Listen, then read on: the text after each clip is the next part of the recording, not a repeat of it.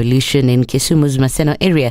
According to a police report, the deceased, William Mayange, was among a group of students who'd joined the Azimio protests, which later turned violent after the protesters invaded a supermarket in Maseno town. The student was shot in the neck and was pronounced dead upon arrival at the Coptic hospital, where he had been rushed. Police say the students overpowered the security officers who'd run out of tear gas canisters. As a result, they decided that they were going to shoot on the air live bullets to repulse the intruders who had allegedly invaded a supermarket. 6 police officers were also injured during the skirmishes, where the students had also lit bonfires and barricaded the Kisumu-Busia highway before they began hurling stones at police.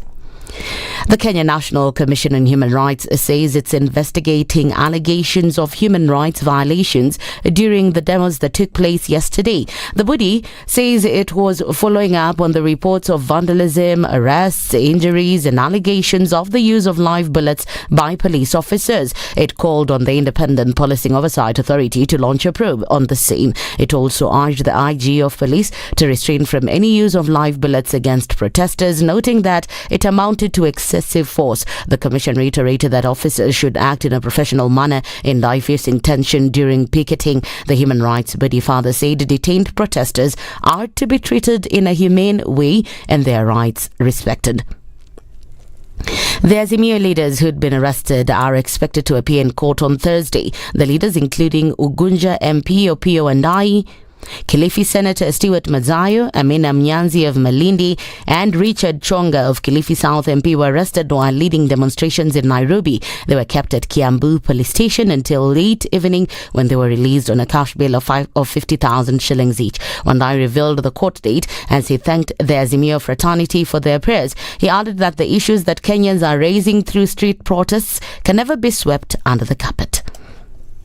We are seeing the country regressing the dark old days of dictatorship, of suppression of free will, suppression of free thought, and everything that you can talk of which is negative.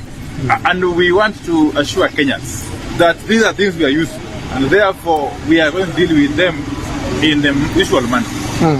The issues that Kenyans are raising out there can never be swept under the carpet, regardless of how many times you arrest people or leaders. The issues being raised out there will continue to be raised. Chiefs in West Pokot have impounded more than 300 litres of illicit brew. Led by Swam Chief Shaban Akiba, they say the raid was prompted by the death of 2 people as a result of consuming illicit brew. Akiba adds that they have, however, launched a manhunt on the sellers of the alcohol in the pubs who were able to escape during the raid. Tumemwaga pombe zaidi ya lita 300 pamoja na chang'aa karibu 20 liters. Ile tuliweza kudestroy na tukaharibu tukamwaga, na madram yao ile wanachemushia tulitupa kwa mtoni, maji ikapeleka. Ni kwa sababu ya hiyo ni iko mjamaa mmoja mfundi alikunya pombe sana na akafariki kwa hii kijiji ya Nakuru. Pia jamaa mmoja alikuwa mgeni alikuja hapa akakunya pombe nafikiria akafariki. Akida adds that they'll continue with the operation until producers and sellers of illicit brew are wiped out. Tunataka tumalize pombe katika swarm location.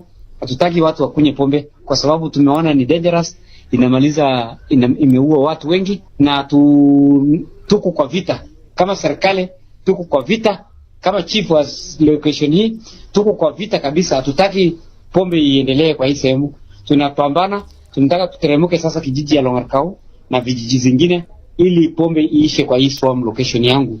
And in the international scene, around 43,000 people may have died in Somalia last year after several failed rainy seasons. A new report from the Somalia government and UN suggests it's the first official death toll from the drought in the Horn of Africa. Half of the fatalities are thought to be children under 5. The crisis is far from over, with 18,000 to 34,000 more deaths expected in the first 6 months of this year. In 2011, a famine in Somalia killed over 250,000 people. That's the Newswire. I'm Leah Ubaga.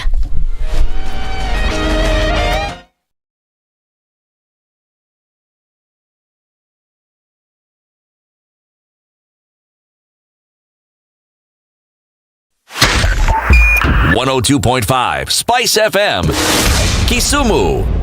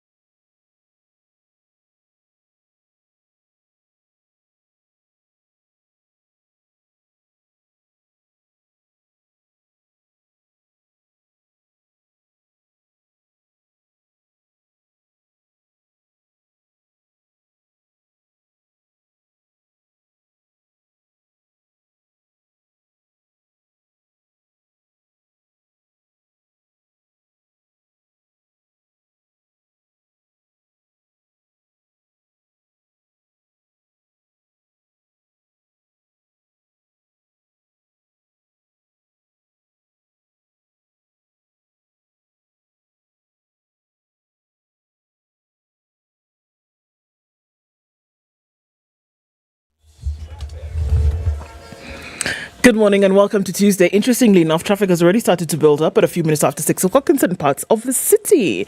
Into the CBD, coming off Jogo Road, looks like it's going to be quite something already.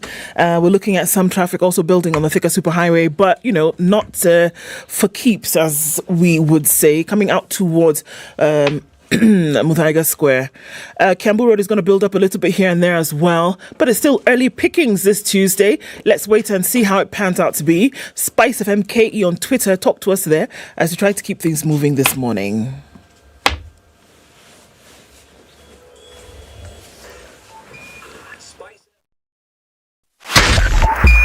Spice FM, Nyeri.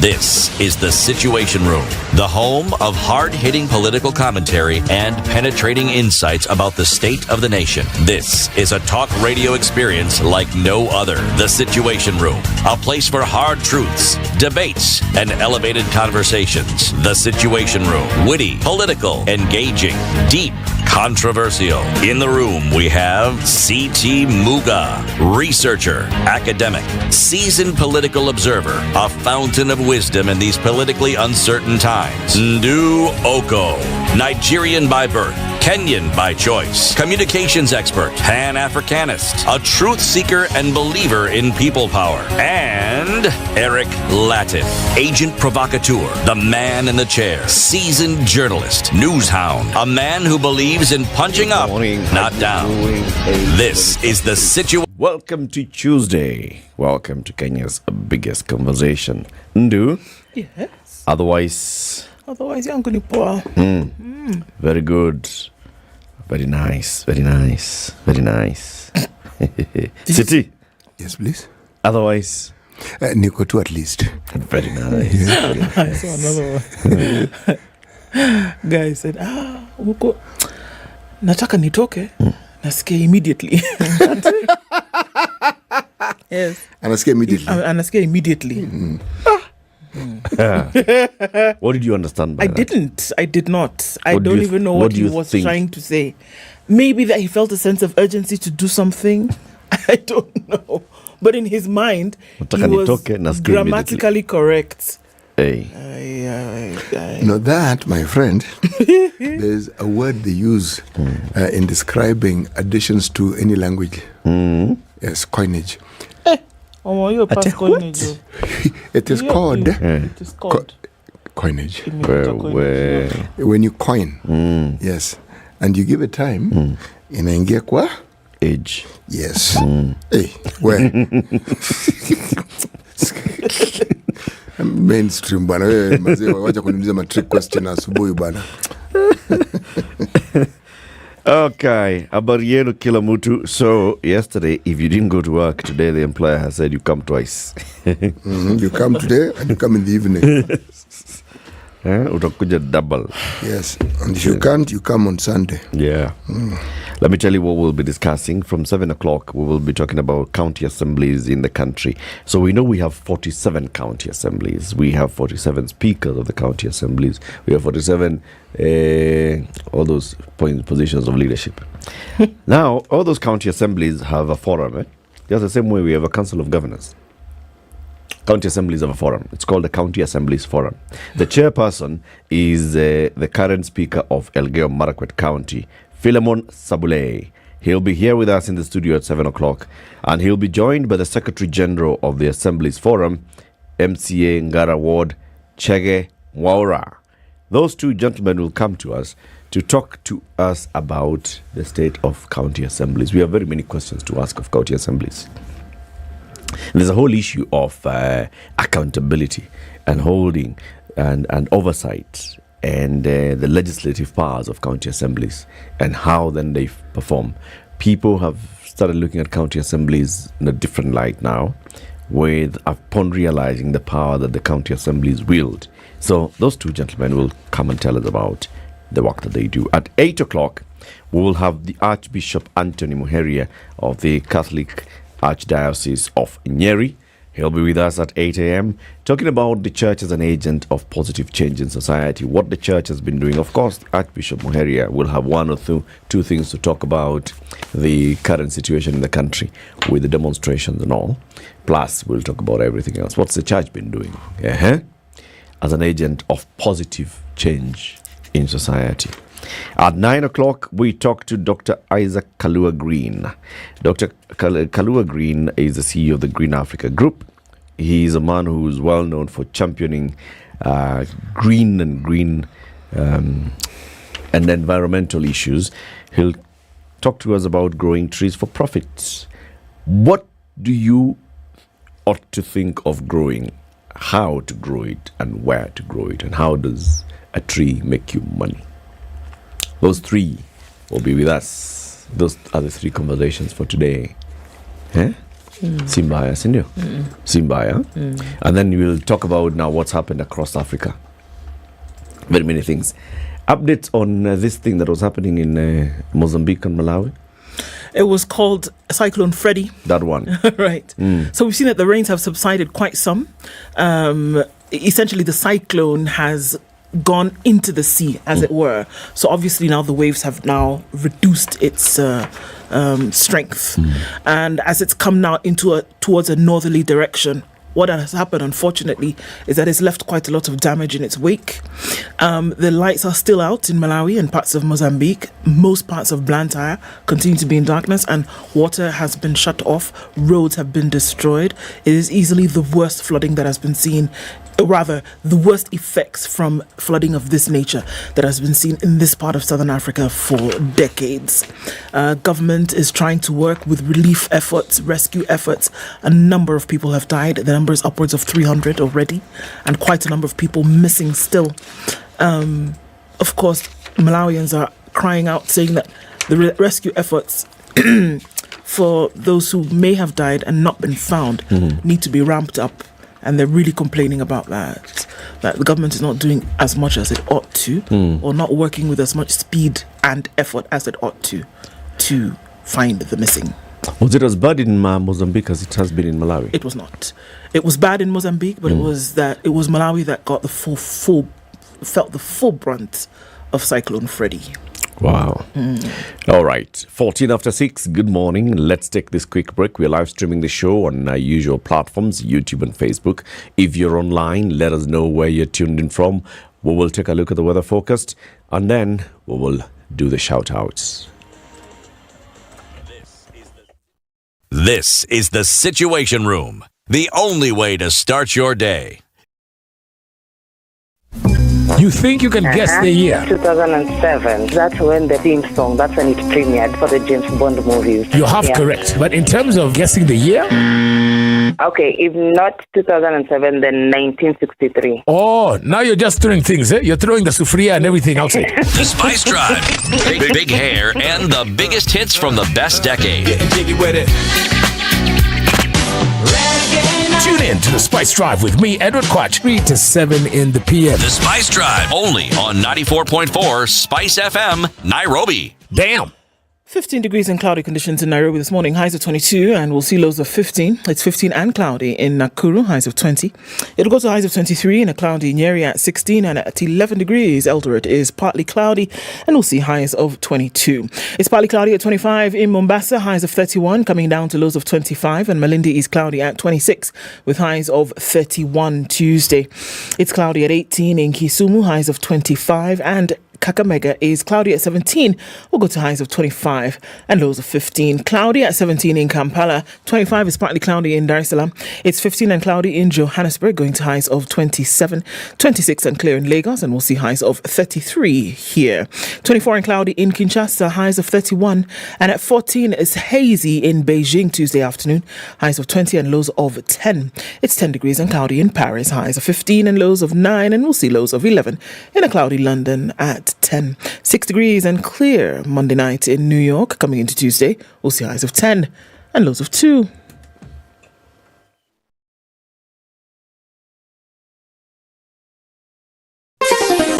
Chilled Spice.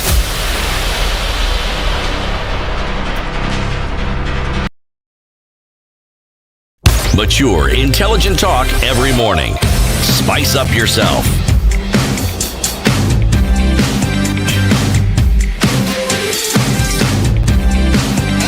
Mornings done right. All right. 94.4 Spice FM, Nairobi. YouTube and Facebook, Spice FM KE. Also our website, www.spicefm.ke. Works. Who's online? DJ Femi. Says Githogoro is well representing. So I choose to say Femi. You say Femi. Okay. Soldier Mundoro says good morning. Ndoko Eric Latif City Muga Spice FM KE. Good morning, guys. This is Victor Viambo. He says looking forward to a great show, and he got the Taifa Leo. Raila Atikisanchi. What does Atikisa mean? Shake the country. Yes. Shake it up, okay? Carlos Heed says, good morning from Ukunda Ndiani. Yani Monday was wow. Okay, what a wow. Tomboya Street, kuhamishwa kupelekwa Jacaranda haikuwa mchezo. Right? Who is the guest today? Sylvie's asking. Well, there are going to be 4, as Eric told us earlier. Who else is here?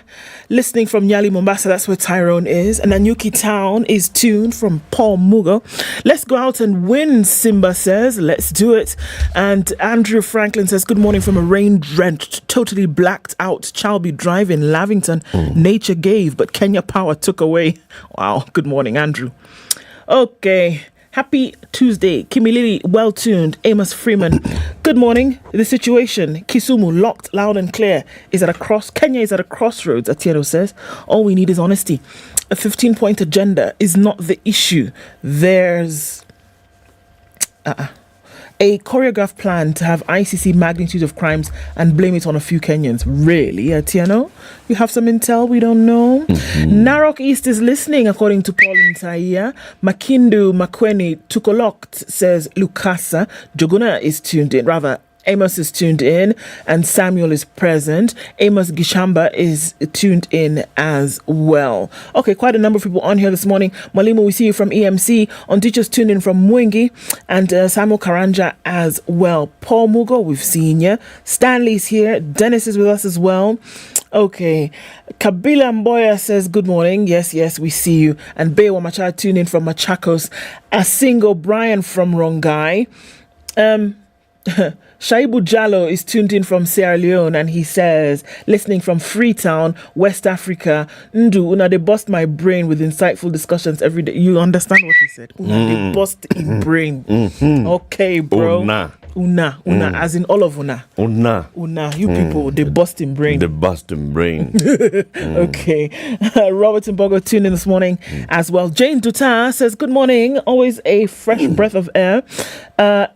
Simon says at least the grass can start sprouting in Magarini. So I guess it's raining. Finally, Simon. Yay. Alrighty. And Baraza Simiyu says it is a good, wet morning. Where?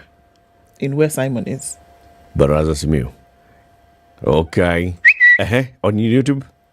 Carol Yambura says, now Apenda Sana, good morning. Good morning from Donholm, Brian Okoth. Zachary Odio is tuned in from Webuye.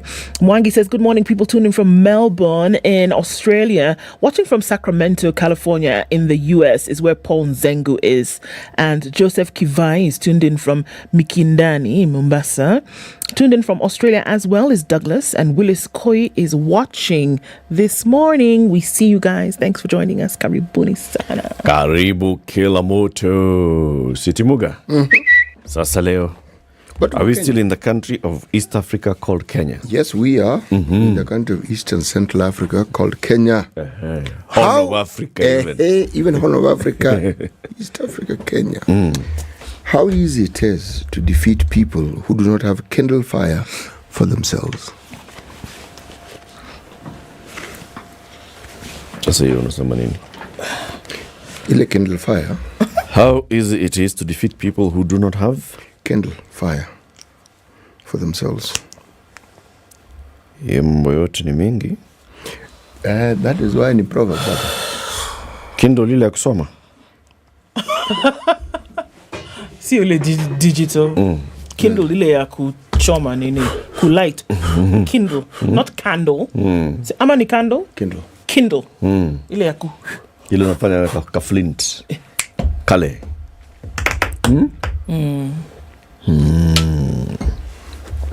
Ile inaitwa gishinga. Kia mwaki. You've got it. That gishinga of mwaki. That is precisely I beg your pardon. You can go beg the pardon elsewhere. Wow. Unaweza ubebe. Ubebe hivi. Ndio, just, so that uende wakishe yako. So how easy it is to defeat those who don't have kindle fire for themselves? They will have to ask. And when they ask, they're at your mercy. Thank you. Very good. Because the fire provided so many things for you. Warmth, cooking energy, etc. Yes. etc. Yes. Okay. It enabled you. Fire was an enabler. Yeah. Safsana. Okay, let's look at the headlines, shall we? Okay, on the front page of the Standard this morning, where there are pictures, many of them. It's covered on page 2, 3, 4, 5, 2, 3, 4, 6, 7, 8, 10, 11, and 12. Raila, no retreat. Opposition leaders say there is no retreat or surrender, and they will press on with the demonstrations against cost of living every Monday until the government acts, even as leaders condemned police for arbitrary arrests and brutality that saw protesters injured. Daring bandits strike in spite of operation. CS Professor Kindiki is still in the north and is saying, you know what? Try me and I'll show you. A dollar shortage cripples Kenya power is also one of the headlines there. We'll look more into the stories of what happened yesterday. On the front page of the Daily Nation, there are pictures. Return to chaos is what the government, or rather, is what the headline says. And President William Ruto says, my government will not condone impunity. So, I mean, that's all of the front page. What are we looking at? Tale of two Kenyas. Chaos in some parts, calm reigns in others. As Raila shuts down the city, Ruto stares him down. All right, so again, Ruto says he will not condone impunity. And looking at other stories making the headlines on the back page of The Nation, last mile revenue target fell short by 10 billion shillings, according to a report. And the state fails to import maize and dashes hopes for a cheaper unga. Okay.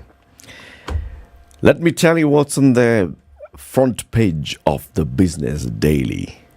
Ruto, Regali, Mudavadi get 802 million shillings for new cars. Really? Yep, the budget allocation for the purchase of new cars for Kenya's top 3 government offices has shot up 8 times in the latest changes to the spending plan that also benefited retired President Uhuru Kenyatta. The offices of President William Ruto, his deputy Rigathi Gachagua, and Prime Cabinet Secretary Musalia have been allocated 802 million shillings to buy motor vehicles in the current financial year. A significant increase from what had been allocated as Kenyans come to terms with bloated government that has scuttled KK's austerity measures. This is according to the budget estimates for the No, let's start with this. In the budget estimates for this current financial year, 2022-2023, the 3 offices had been allocated 100 million shillings. Remember, there were no 3 offices then. When we were doing the budget estimates, there are only 2 offices of the president and the deputy president. However, the exclusion of the prime CS only cuts the expenditure by 10% or 80 million. The biggest beneficiary among the 3 is Gachagua, whose office was given 290 million for the vehicles, an increase of 200 millions from 90 million that had previously been allocated by former CS Ukuriatani. In total, the budget for the purchase of new cars for all the state bodies in the current financial year ending June more than doubled to 20.6 billion shillings. You only headline more? More ja. Second headline on the Business Daily: business bears brunt of protests as stock market indifferent. So they're saying the stock market was sort of unmoved. All right, the ticker headlines: Ruto tweaks Uhuru budget and it grows recurrent by 87 billion shillings. President Ruto's administration has increased the budget for day-to-day operation of national government by 87.57 billion shillings. Remember, 0.57 of billion shillings is what? Is 57 million, is it? 0.57 of a billion is 570 million. Yeah. Yeah. As his administration reorganizes budget plan inherited from the Uhuru administration. Another headline: KCB adds 2,500 staff on Congo unit buyout. And Vivo takes dollar loans amid forex shortage. Oil marketer Vivo Energy Kenya took up dollar loans last year as a hedge against forex shortage and a deteriorating exchange rate. Sheesh. Tuko hapo. There's a headline that was in the Standard about Kenya Power, isn't it? Yes, there was. Dollar shortage Kenya Power. Yes. All right. So the headline here in the Standard on page 3 is Kenya Power bets on goodwill for dollar payments. They have abandoned a plan to bill customers in dollars and euros after the sector regulator said it would not approve such a move. The utility says though it will continue billing in Kenya shillings, it will negotiate with large consumers who wish to settle their bills in dollars on a one-on-one basis to help replenish its forex reserves. So they'll come to, City Muga, who is spends like he's an industrial, tell City, hii bill yako unalipanga hii pesa yote. How about you just pay in dollars? And City will be like, dollars. Why did you ask me this a long time ago? Yeah. You have sorted out your problem. Ulikuwa unataka dola ngapi? Surely. Do you accept cash? Wow. Niko na dola hapa kadhaa. Haya, City, what's on the front page of the Star? Star, my friend. Headline is simple. On the right top hand corner in green, Lake Naivasha water levels drop as feeder rivers dry up. Okay? Major threat. Then, bang in the middle, chaos. Several injured on day 1 of protests. DP Gachagua claims Kenya lost 2 billion shillings on that day. Boy. Nothing outside the law is going to be part of what we do as a nation, once President Ruto. Okay. Then at the bottom, under voices, these are opinion columns. A gentleman by the name of Marshall Waikenda give President Ruto time to work. Import permit: state suspends ban on importation of milk powder as prices rise. Sorry? What? State suspends ban. There's a ban on there was a ban a couple of days on importation of milk powder. Now that ban has been lifted. Suspended. Yeah. Agricultural diplomacy: sharing knowledge. India, Kenya partner to promote millet for food security. Yes, is what is in the headline. Pale. Yes. Kwenye ile headline pale. Ile headline. Okay. Yes, Sita. Before we go to the break, let me just give you this other story that's in the inside pages of the Business Daily, page 4. Business. A judge has summoned Transport CS Kipchumba Murkomen over the failure by the government to construct toilets along the highways for use by travelers as ordered by a court 3 years ago.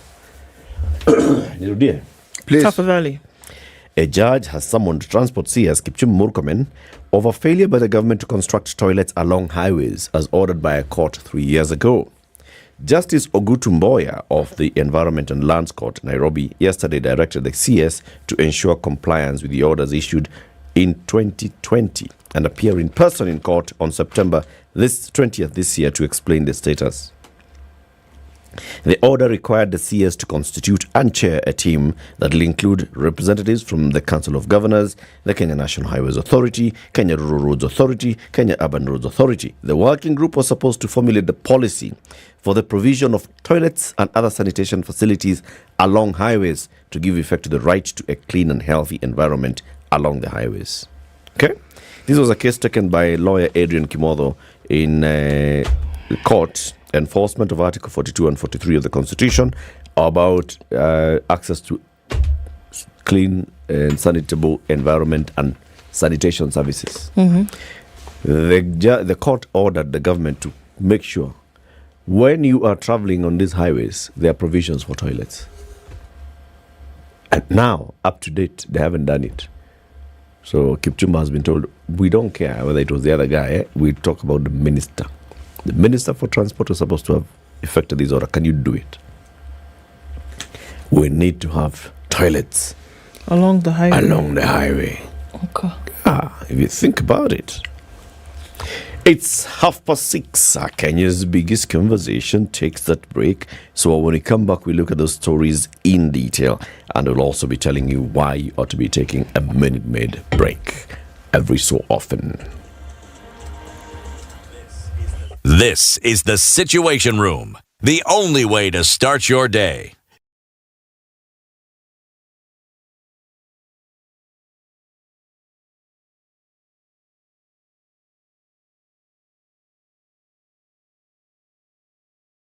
Are you looking for your dream home or the perfect plot of land to build on? Look no further than Digger Real Estate, the e-commerce site for all your real estate needs. From cozy apartments to sprawling estates, we have a wide selection of houses for rent and for sale. And if you're looking to build from scratch, we have prime plots of land available for purchase. Don't settle for anything less than your ideal home. Head to realestate.digger.co.ke today to start your search. Digger Real Estate, where your dream home becomes a reality. Can you dig it?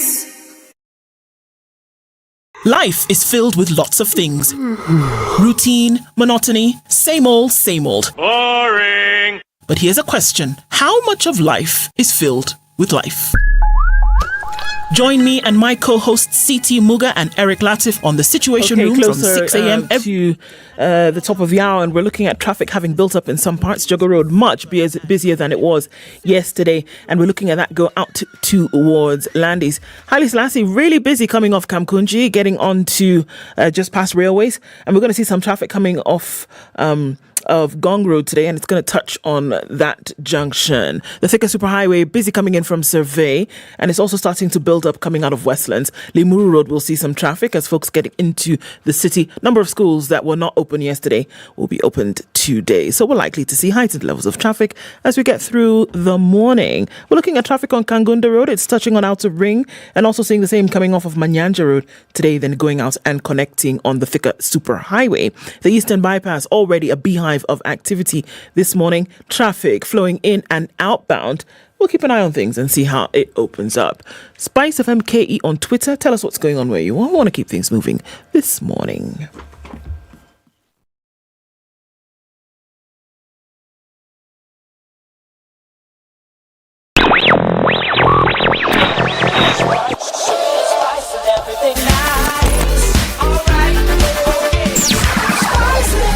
Spice up your life. Mature, intelligent talk every morning. Spice up yourself.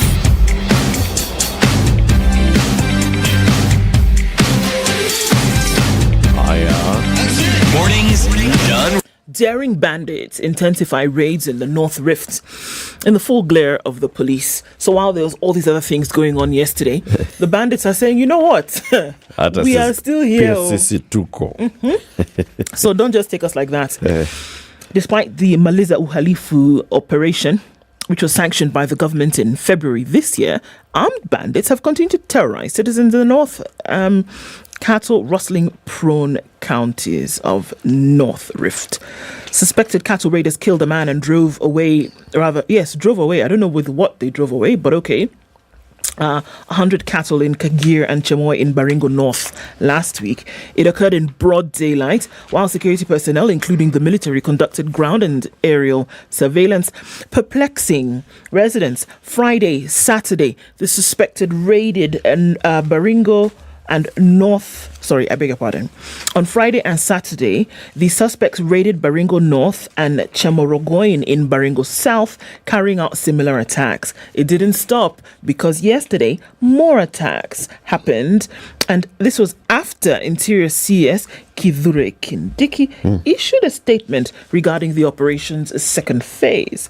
According to the CS, bandits have killed more than 135 people in the last 7 months, including 20 security officers. They've wreaked havoc primarily in the counties of Baringo, Laikipia, Samburu, Turkana, West Pokot, and Elgeyo Marakwet, during which time dozens of schools have been closed, thousands of families have been displaced, and public amenities and infrastructure have been destroyed. This was according to his statement that he made in Samburu. Bandits have increased their attacks during the day, 3 weeks after the security operation, and a dusk to dawn curfew was imposed. So the dusk till dawn curfew didn't matter. The presence of the CS in the area plus the army mattered little either. A number of Baringo residents yesterday said the bandits have evolved and no longer fear security agents, as if passing a message to the government.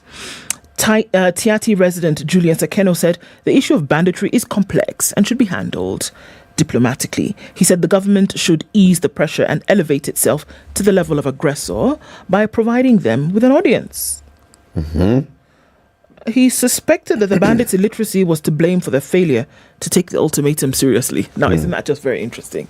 That they're saying, we are not really listening to these guys on the ground because we really don't understand what it is that they're saying. Okay, stop it. What? No, we don't get it. So we're going to continue what we're doing anyway. So according to this gentleman, if it were to be explained to these guys what we really mean, that if you don't stop this thing that you're doing, we'll wipe you out. If you don't understand that if the government doesn't take that, that's probably where the problem, the issue is. That the government needs to explain to these guys what they really mean. And because they're illiterate, they don't understand the ultimatum that the government is placing. Should they do that? Okay. Then probably we'll see this thing, start to die down. Since the armed forces went into these regions, is there any progress report? Yes, the progress is that the bandits have continued. And in this case, they've evolved. And people are dying. More people, yes. And something that was not normal in the days gone by when you heard of bandits, you didn't hear of young children being shot. No. Now we see more and more. Why are they shooting children? Why? What is the message? Because children are much easier to shoot. They are unable to run fast. They are unable to do very many things. Why? A helpless target. Why? Yeah. Then if you look at the saga in these regions, some of these young men, because they're young men who are called bandits, began this trade when they were children themselves. Okay? Now they're in adolescence. Now, you tell me, an adolescent who has grown up with an AK, do you have an idea how much an AK actually costs? 96,000 shillings. Nope, 147,000 shillings. One AK. So, and they Uko ama hapa Nairobi. Uko. Bei ya uko. Bei. And they have them. So, okay, you have the gun. Where do they get the bullets from? Where do they get the bullets from? Because a gun without a bullet isn't very useful. And a gun doesn't work very well as a club. Or, might work as a walking stick. You know this man called Kithure Kindiki? Professor Kithure Kindiki, the Cabinet Secretary for Interior and National Administration, promised that he is going to name A, the financiers, B, the beneficiaries, C, the political leadership, D, the religious leadership of who? These bandits. We're still waiting for him to compile the list. It's like him and Chebukati same was up. He's waiting for the physical results to come from the caves Before he announces. Before he announces, he can tally and actually know for sure that CT is the political beneficiary and not the religious leader. Because how else would you explain a government that claims to have all the state machinery, including intelligence, saying we are going to name the beneficiaries? We are going to. Have you seen any arrests that have been made on this thing? No. We're just talking about, bandits, being shot, we are going in, we are going out. Would one be wrong if they say this is the government of the future? In everything they say is in the future. It's future. It's futurely. Yes, it is in the future. Plans to do this in the future. Sort out this in the future. But this one isn't in the future because the armed forces actually went there. What's happening? What is actually going on? What's going on?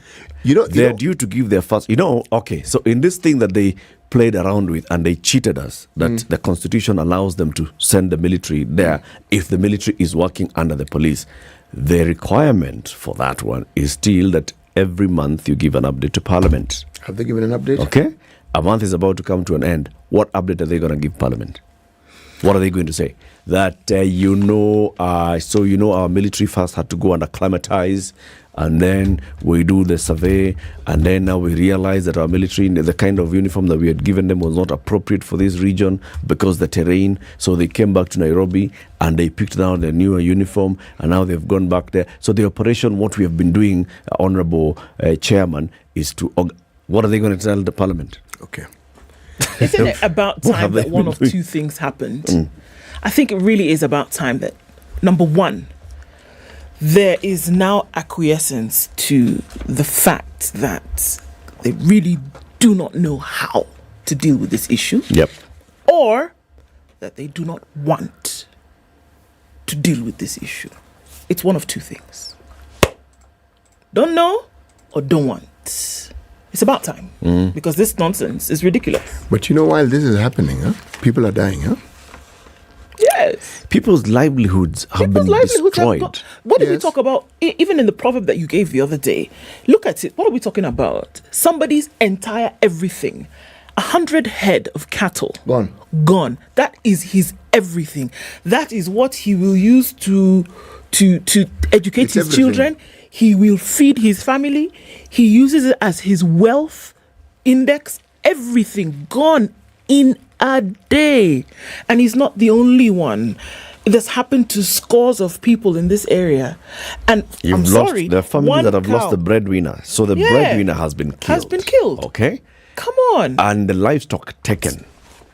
And we're sitting here and we're saying, we're going to do something about it. If one cow were to walk here, let's even say we all did hide and seek and we closed our eyes and we counted to 20. If we opened our eyes and followed, we would still find that one cow. Would we not? 100. Now they're 100. And then they just disappear. And everybody says, in fact, they disappeared into the bush. We couldn't find them. Who are you kidding? But the tragedy of all this, I was thinking about this in the weekend and I was looking at countries that have decided to take war to someone's backyard.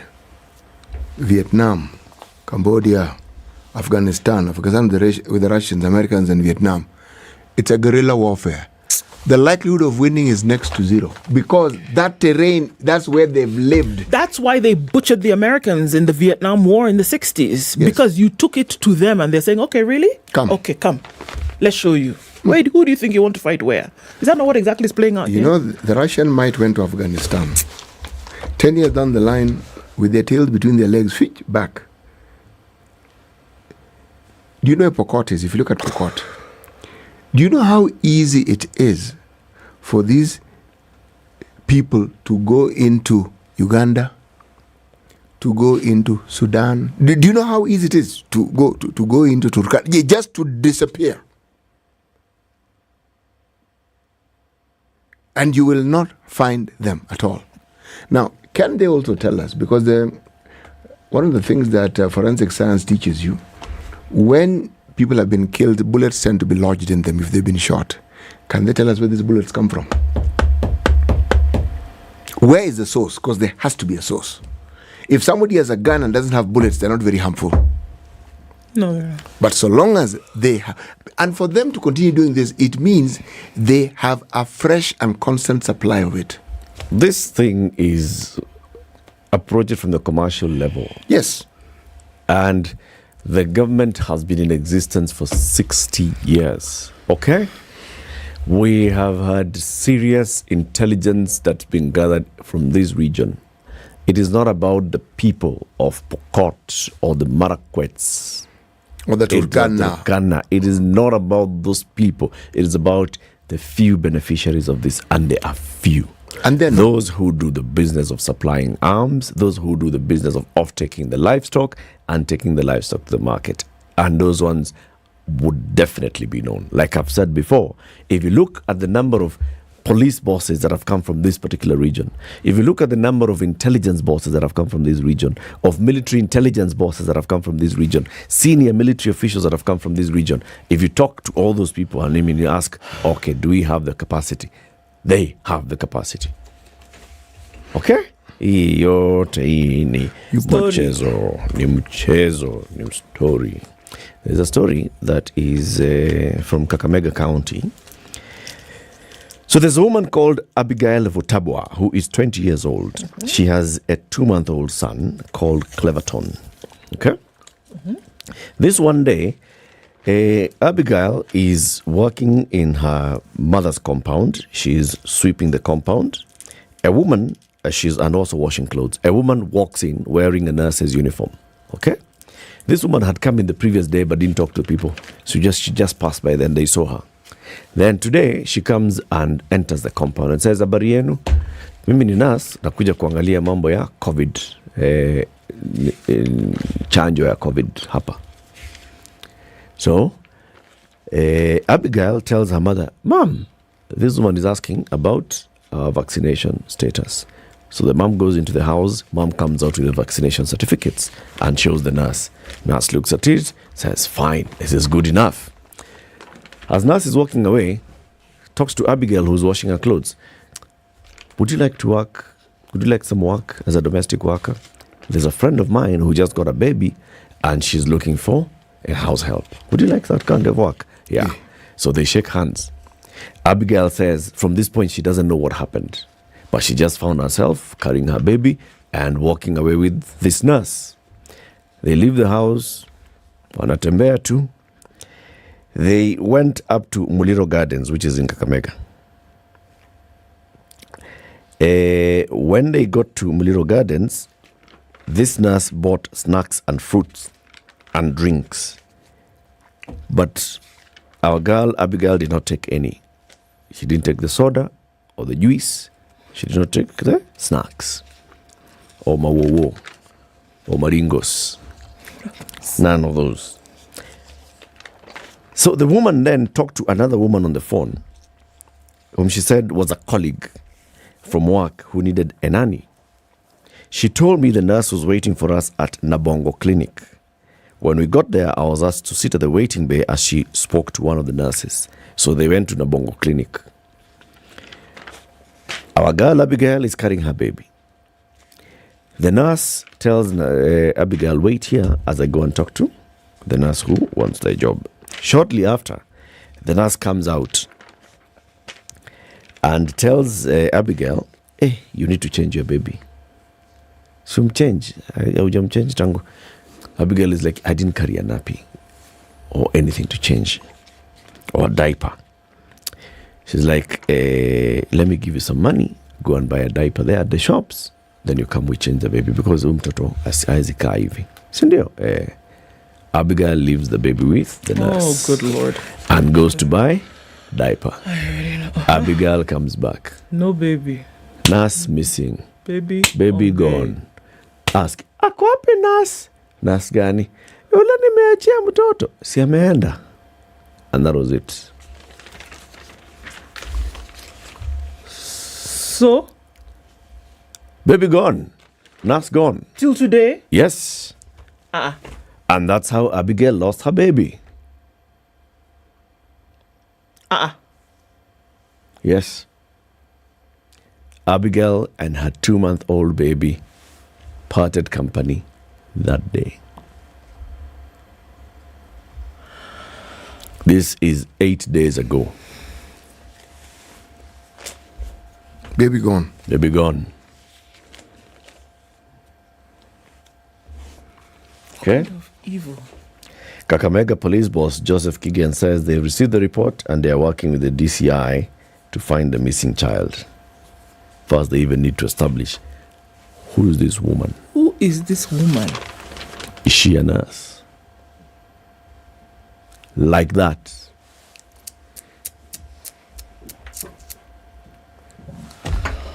Wow. Imagine. I can't.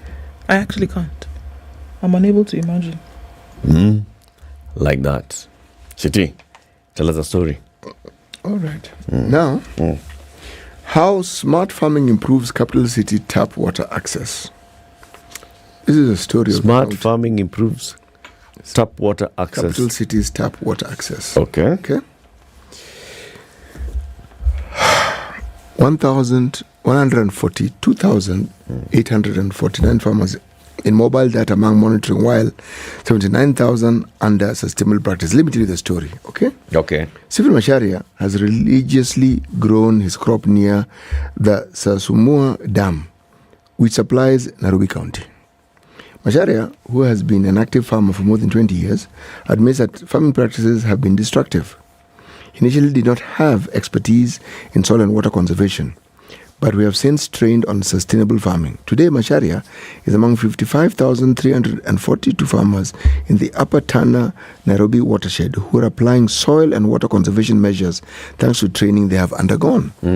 Macharia has been trained under the Upper Tana Nairobi Water Fund, a public-private partnership meant to enhance financial and governance mechanisms to strengthen water security through nature-based solutions in the Upper Tana waters. It was founded in 2015 on the principle that it is cheaper to prevent water problems at the source than addressing them downstream. For several years, forests on the steep hillsides along the Tana River have been slowly converted to farming of tea, coffee, and other produce. Reduced soil productivity from erosion and competition for space has forced farmers to the steep slopes.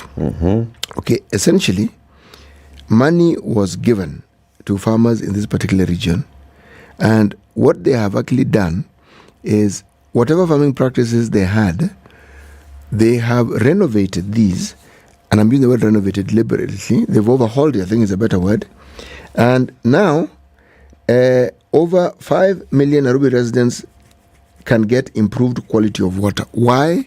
Because the previous practices that they had of watering have changed. You know how it is, you simply take a pipe to the water you drop it there. and you drop it there and you just drench your farm with it. Yes. No. If I look at the picture that we have, this is what you call drip irrigation. Yes. I know it because cabbage in a because I've actually seen it in action, and it works cabbage? wonders. Because yes, see the whatever water is required by the fruits or vegetables is timed, so it isn't just splashed and nothing goes to waste. And the point at which the water actually leaves the pipe is the point at which it actually enters the ground where the plant is. So you optimize on the water. Yes. This is what those boys were learning in Israel. This is what those boys were learning, and this is a situation where I think they have now passed on that information. Imagine. That's a good one. Still talking about growing food, eh? So you know avocado? Avocado. Macadofia. Don't. I was hoping you forget. Parachichi. Oh, sorry. That's avocado. See, avocado. So, Kenya is one of the biggest exporters of avocado. Okay? Number 1 in Africa. Number 8 in the world. All right? And people have really gone into avocado farming. yes. Now, there are things that happen. The international market is serious on the quality of avocado that gets into the market. Yeah. And very many countries are looking at that. Okay? So they look at the standards of the avocado that gets to them. Kenya, with our Q-do-the way of doing things, we go and steal avocados from people's farms. We sell them. To who? Say whoever. Willing buyer, willing receiver. Yeah. Q what? Q-do-the. Doing things like just like that. Anyhowly. Okay. Now, there are 2 authorities. One is the Agricultural Food Authority, and then there is the Horticulture Crops Directorate. Now, those 2 are regulators.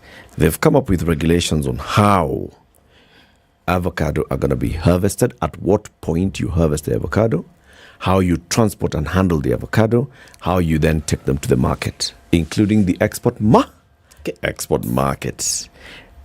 So it says that first of all, you shall put them in plastic crates. First problem. Problem number plastic crates. Okay. A plastic crate will carry about 80 or something, or there about 80 and 100 fruits, depending on the size of the fruit. And that is how that avocado leaves the farm. Harvest it, put it in crate, grade it at farm, put it in crates, transport it towards market. Okay. How do we do it here? Harvest the thing, weka kwa inside. pro box, peleka kwa market. Yes. Now, farmers... Eric, get the process right.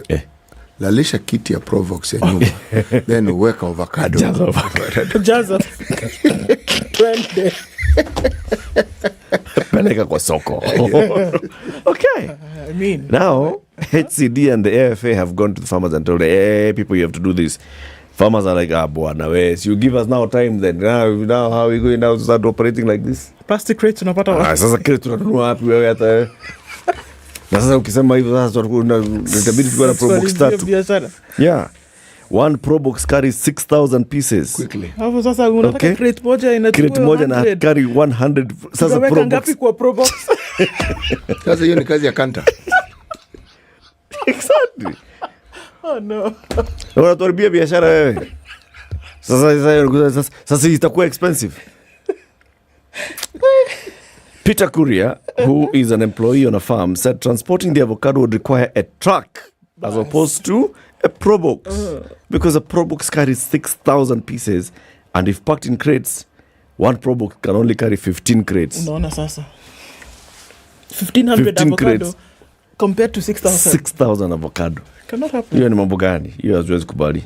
In a 7-hour meeting held at the Calro headquarters in Kandara, the marketing agents pleaded with the HCD to allow them to operate at least for 8 months EV as we prepare to comply. They want 8 months to comply. There was acrimony in this meeting as the marketing agents protested the decision to bar them from transporting the fruit in small vehicles. They're like, hii serikali inakuja inanyanyasa mtu mdogo. Hustler.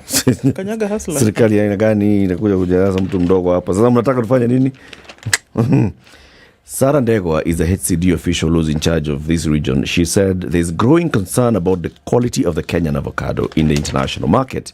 She said the debate on the introduction of the regulations has been a subject of discussion since 2018 in efforts to ensure Kenya's quality is not compromised. Uganda and Tanzania, she said, are set to overtake Kenya in production because of intensive planting of the avocado. Where?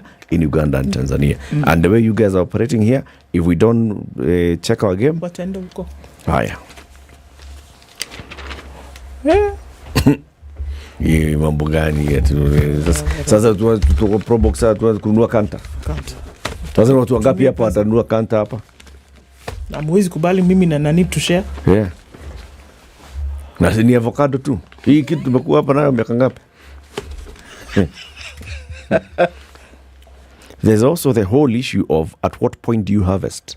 Remember, there are regulations in terms of there's a point when HCD says now you cannot export avocado because we are off season, so let the avocado grow so that then we can harvest. And like some people have been saying, sasa kwani avocado sisi ndio tunapanda?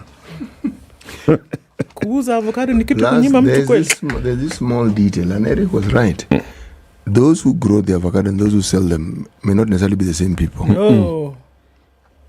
I have friends in Murang'a who have told me tales of woe of how it is the avocado is sold for them on their behalf without them knowing.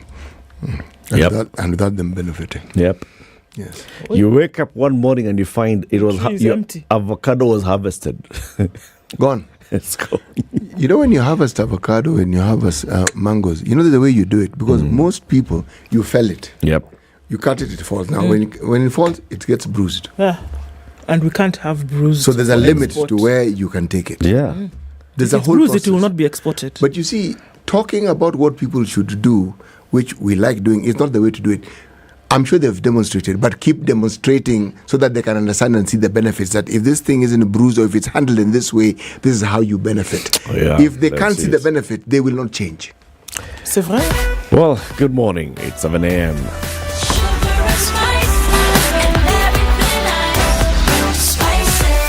Spice up your life.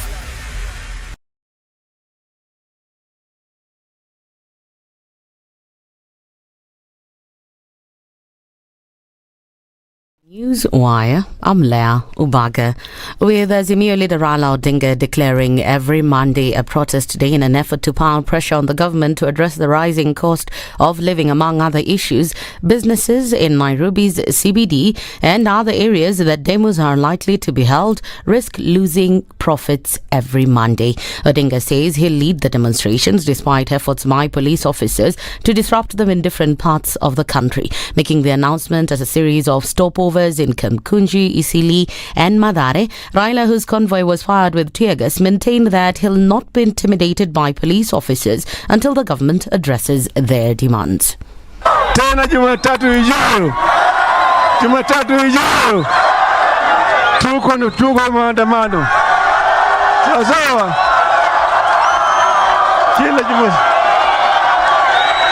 kila Jumatatu unaunga mkono. However, President William Ruto has maintained that he'll do his part in protecting the nation from illegal demonstrations. On his part, DP Rigathi Gachagua has also assured Kenyans that their safety is assured as long as they distance themselves from the demos. I will ensure as president that this country is governed by the rule of law and nothing extra legal, nothing extra constitutional, nothing outside the law. We want to urge these people to consider to call off the intimidation, because what they are doing is destroying our economy. A third-year student from Maseno University was shot dead by police during the nationwide anti-government protests by the Azimio coalition in Kisumu's Maseno area. According to a police report, the deceased William Mayange was among a group of students who'd joined the Azimio protests, which later turned violent. The student was shot in the neck and was pronounced dead upon arrival at the Coptic hospital. Police say the students overpowered the security officers who had run out of tear gas canisters. As a result, the police decided to shoot on the air using live bullets to repulse the intruders who'd allegedly invaded a supermarket. 6 police officers were also injured in the skirmishes. Most pupils are set to return to school today from their midterm break after demos disrupted their program yesterday. The Ministry of Education calendar had stated that midterm runs from Wednesday last week to Monday this week, but most schools failed to reopen yesterday due to the demos. Some schools were forced to take back their children due to protests after head teachers raised concerns over security reasons. Mimi nilikuwa nimeleta watoto asubuhi, lakini sasa kasikia hakuna mashule, nikaambiwa kuja nichukue watoto hawa. Sasa tulikuwa tunajua kuna shule, watoto wakuji, sababu leo ni siku ya shule, isipokuwa ni maneno yanaendelea. Parents have not released their learners or their children to report to school today, like in grade 8, that is class 8. Currently we are at 50%, and that is the only class that I can say the parents have released many of their children to report today. Junior secondary, about 40% have reported. Worst hit is grade 1 to grade 3. Only 20% of our learners have reported.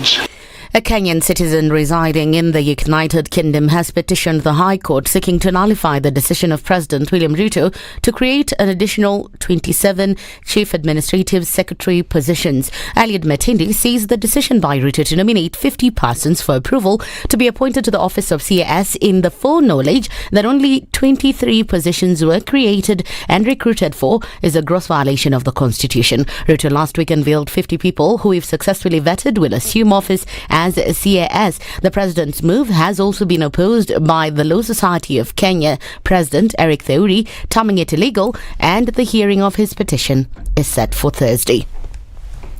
Abdallah Komesha has been named to the position of the Deputy Inspector General of the Kenya Police Service in an acting capacity. Edwin Bugwa's retirement was approved by the National Police Service Commission. The service, which is headed by Inspector General Japheth Koome, has two deputies, one in charge of the Kenya Police Service and the other in charge of the Administration Police. And in the international scene, the French government has narrowly survived a vote of no confidence, which was triggered when it forced through an increase in the pension age to 64. It sparked new anti-government protests in Paris, where 101 people were arrested after standoffs with police. The vote, tabled by centrist MPs, had 278 votes in favour, falling short of the 287 votes needed. That's the Newswire. I'm Leah Ubaga.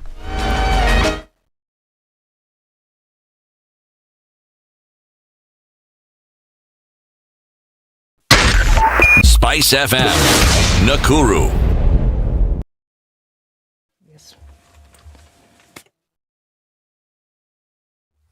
All right, so what are we looking at this morning? Traffic getting into the city, coming in from the Thika Superhighway, had started to load quite earlier, much earlier.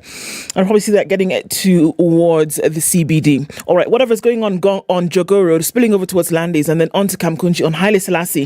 And there's traffic coming in from Gongren as well. So that's going to be pretty busy for most parts of this morning. On the Thika Superhighway, heavy and heavy. In and outbound traffic is also quite something on Kiambu Road. And we're looking at Limuru Road having piled up as well. Everybody back to things, as it were. In and outbound traffic on James Gishuru, it's busy coming off of Ring Road Westlands, and also Gong Road is starting to do the thing. Naivasha Road, Gitanga Road, all of this moving in towards the city. It's a few minutes after 7 o'clock. Let's see how traffic looks like in about half hour or so. What's going on where you are? Let us know and we'll spread the word on SpiceFM KE on Twitter.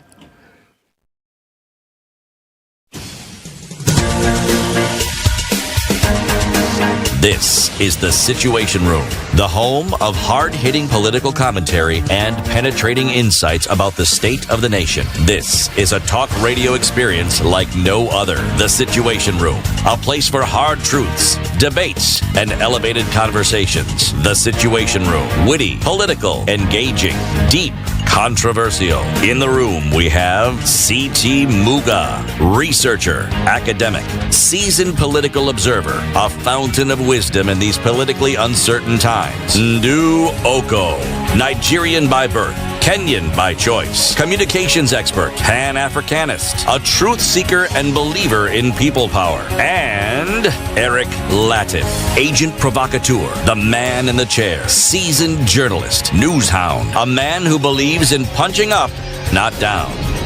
This is the Situation Room, the only way to start your day. 7 minutes after 7. Good morning and welcome to the second hour of Kenya's biggest conversation. This is the Situation Room.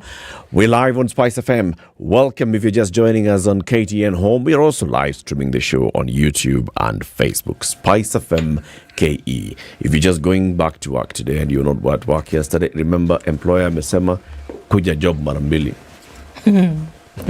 Just panga yourself how you will come. You will compensate for yesterday, whatever happens. We have a guest joining us now for our next conversation, which we want to look at the state of Kenya's county assemblies.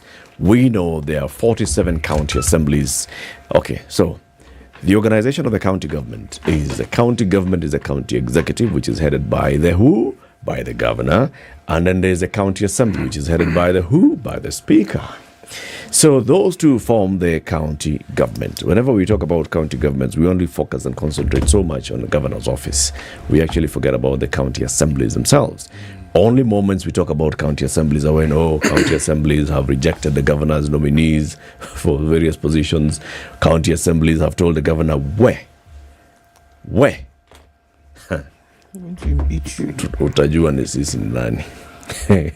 And then they have those discussions. Now, the chairman of the County Assemblies Forum, which represents all the 47 county assemblies, is in the studio. He is the Honorable Philemon Sabule, who is also the Speaker of the County Assembly of Elgeyo Marakwet. Good morning.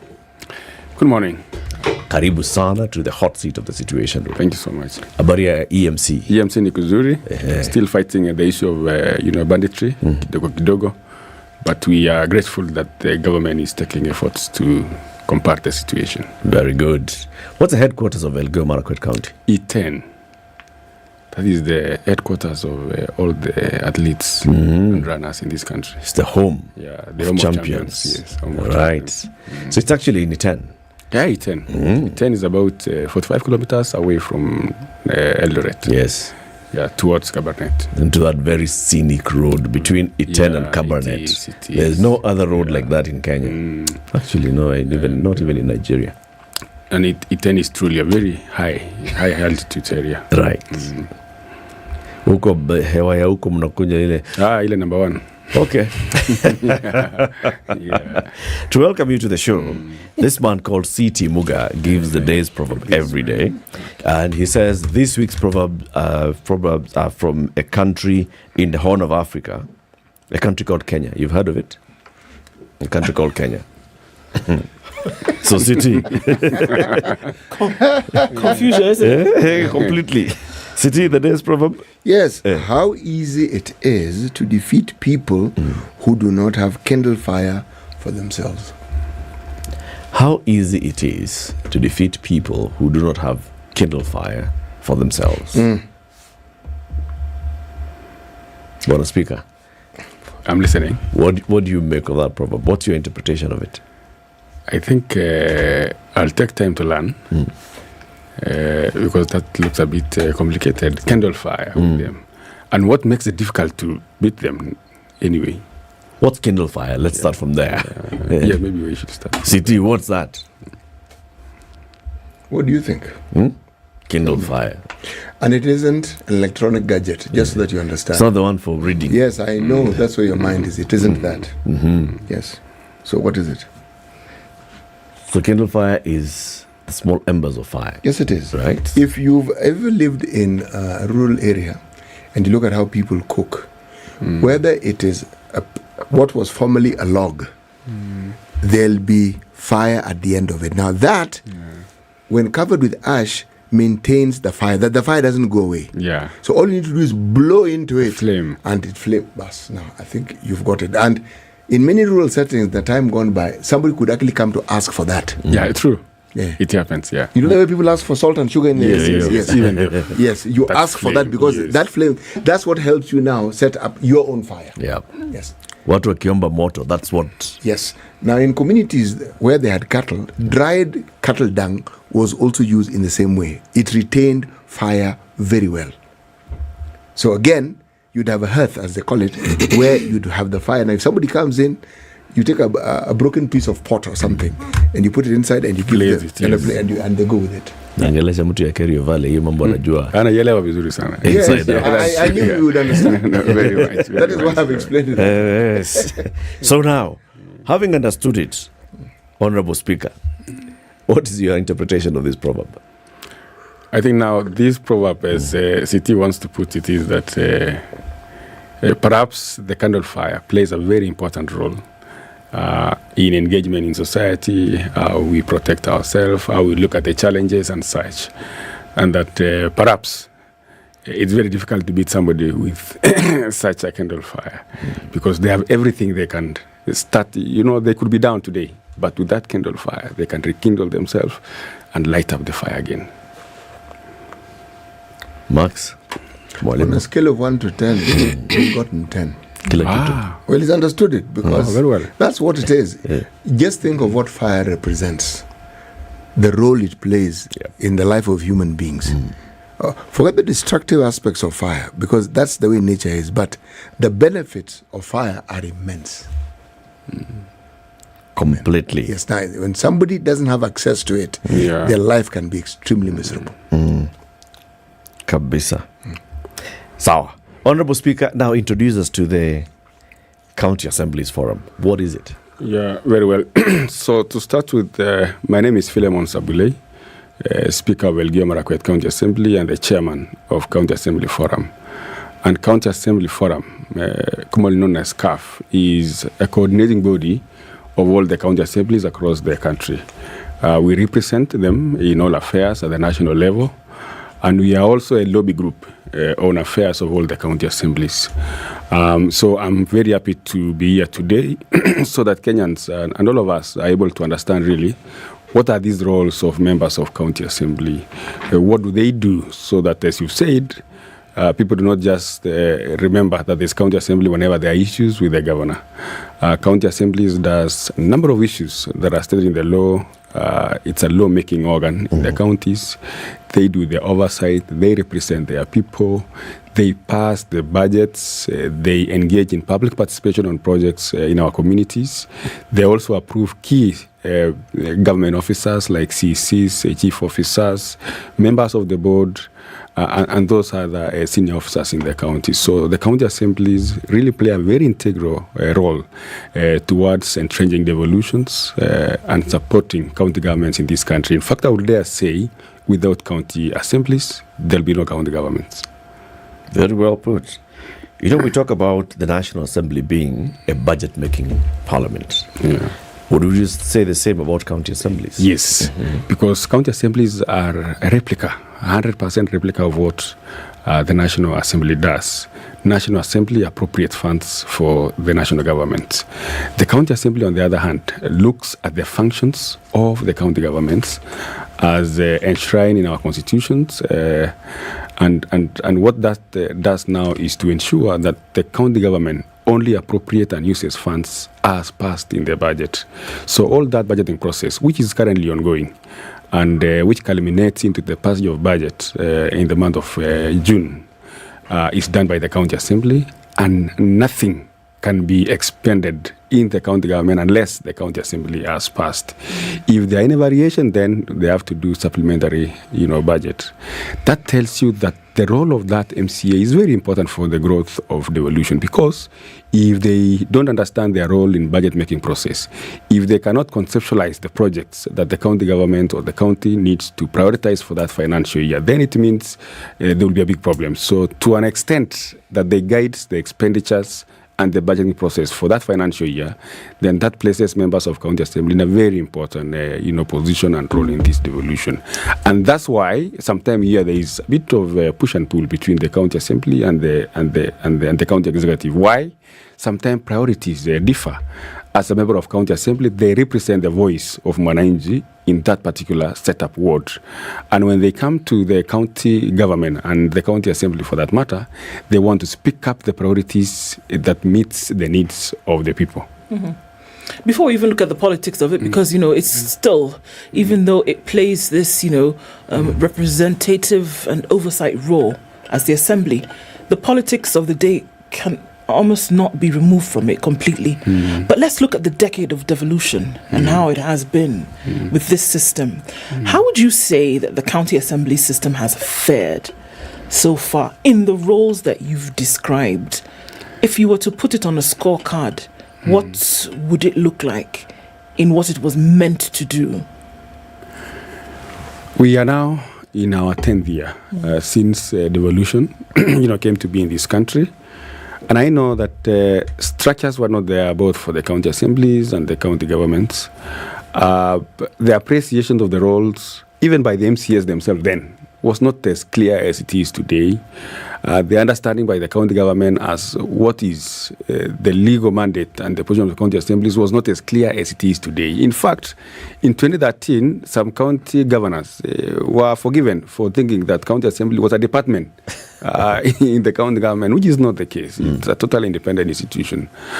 Even the people themselves, Wananchi, which I still think there's a problem, they still really do not appreciate what the MCAs does for them in the county government. They still believe that perhaps they are employees of the governor and they report to the governor, and that they are very happy when it is heard that MCAs are working very closely with the governor, because they don't really appreciate really the legal mandate and the position of the members of county assemblies. But be as it may, I must and so happily state that devolution has grown in this country. County assemblies, structures, the competency of the members, the capacity of the members to appreciate and deal with the roles of members of county assembly has grown so much that I will tell you, even today, you can never really dissociate or have any difference between a member of county assembly, member of a national assembly, member of senate, and governor. And I will tell you this. Today, there is a person who was an MCA in 2013 and 2017 who is now a governor. There's a person who was an MCA in those formative years. They are now senators. Others are even former senators. We have a number of others who are PSs. Those who are speakers or MCA are now PSs. We have today my colleagues who are speakers of county assemblies who have been members of National Assembly. There are those who have been deputy governors and they are now speakers. We have women senators who have come to be women MCAs. That tells you that we have grown so much that really being in the county assembly is not subservient to any other law-making body in this country. The laws that are churned today from county assemblies are so important that they speak truly to the functions of the county governments. The oversight roles, as you've always heard here and there, is so robust that I would even dare say the oversight role of members of county assembly is more pronounced than that of the National Assembly. Perhaps that's because they have an area of focus that puts them really to focus on those areas that they want to do in their counties. So in a scale of 0 to 10, I will put it at 7. Why? There are challenges everywhere, and we cannot be an exception as county governments or county assemblies. We have a serious limitation of resources. Members of county assembly, as I've said, people don't appreciate their roles. When today there is a barrier, they expect a member of county assembly to do the entirety of the financial obligations. When there is a fundraiser for a child to go to kindergarten, that is the role of member of county assembly. And so members of county assembly are overwhelmed because the society do not really appreciate and understand their unique roles in supporting the legislation, oversight, and issues relating to the running of county governments. Do you think they understand their roles? And I ask that with all intent. The MCAs, yes. Themselves. The MCAs, do they understand the length and breadth of the role in terms of what they're supposed to be doing in the assembly vis-a-vis this social enterprise that they deliver to the people? The work of a politician is a very complex role. The fact that members of county assembly understand their roles cannot in any way be an excuse for them not to do other roles which are not theirs, including now the social roles that we spoke about. And that even explains why there's a very high turnover of members of county assemblies in this country. Because in as much as you are doing very well in law-making processes, oversight, vetting and all those responsibilities, at the end of the day, the yardstick that Mwananchi will look at you really is when we had a barrio, did you come? When we had this social event, were you there? When we had this fundraiser in our church, did you participate? And as much as we have tried to support members of county assembly oversight, in terms of capacity building, trainings and all those activities, we still believe that there's a lot of civic education to be done on the community for them really to understand that the bigger roles of these members lies in their offices, in their headquarters. Let me ask you this question, if I may. Yeah? When people come to seek assistance, whether it's for a child who's going to kindergarten or for a funeral, is it that they come because they think this is the role of the Mheshimiwa, or is it that they actually have a need? One, they actually have a need. Two, there are very many people in society who can offer that as support. But more often than not, it is only that Mheshimiwa that society sees as the person whom they have a closer support from. I asked the question because it's leading to the next question I wish to ask. How do you get the Mheshimiwa to see themselves as change agents? Because members of National Assembly say the same things. So long as you're a Mheshimiwa. But if we just pause and look at the situation realistically and look at who the Kenyan is before he becomes a Mheshimiwa and what this Kenyan does so that he's made a Mheshimiwa, the situation they find themselves in, they have participated very actively in ensuring that that situation not only exists, it's promulgated, it's encouraged. That's why I asked the question, how do we get the Waheshimiwa to understand that they can be the change agents? That all these things, because if you're born in a community, you will know the needs. How do you get this community to be able to handle these issues in a structured, organized way without necessarily asking you, the one person, to do something which you can never actually ever be able to do? And Prof, at the end of the day, really, it has to do with the culture of the society. And I'm imagining, as an agent of change, if we were to find a very unique way of supporting the communities to also support themselves, be able to manage their own affairs, have continuous income so that, those small economic issues they're able, and expenditures they're able to sort for themselves, that will really be very important as agents of change from us as leaders. But you realize that for this to happen, it's a factor of time. It's a factor of time. It calls for stakeholder participation. It calls even for support from the national government. I've heard them talking about the hustler, support of the hustler fund and such, because that's where the problem is. Because if our people were fairly empowered economically, really, then you will not need to. They will not need to be pestering Waheshimiwa every now and then. Let me ask you on issues of personal. Let me get concerns. to the brass tacks and ask the question. People saying Elgeyo Marakwet. Okay. I grew up in Tambach as a child. Very well. That's my home. Okay. Yes. Are they able to feed themselves on a daily basis, or are they not able to feed themselves on a daily basis? A community like Tambach, they will truly be able to feed themselves. They can feed. They can feed. And actually, they do. They do. Yes. Because it isn't a semi-arid place. They can feed themselves. So now, the hope to now being able to also earn money, because they do have means of livelihoods, they do have cattle, they have something beyond just what they eat on a daily basis, because very many people also send their children to school. They may look for a bursary, but they send the I'm trying to say, some of the situations that we find ourselves in, we do because we are participants in that process, and we are enablers of that particular process. And unless somebody's helped to understand how to get themselves out of that process and also ensure that the people they represent actually benefit and move forward, because the situation we're discussing, if that isn't done, it's good. 10 years from now, we're going to be having the same discussion. 20 years from now, we're going to be having the same discussion. Okay? Now, you are a lawmaking group, the county assemblies. How many legislative agendas have you looked at, and how many laws have you passed to increase what you may call on-source revenue? Because there's a discussion that the Auditor General always brings up, on-source revenue within counties and other government agencies, on-source revenue. Because how to ensure that this cake that you have within the county is divvied up? If you make the laws, then you can make the laws that suit the people. After all, you do make laws, don't you?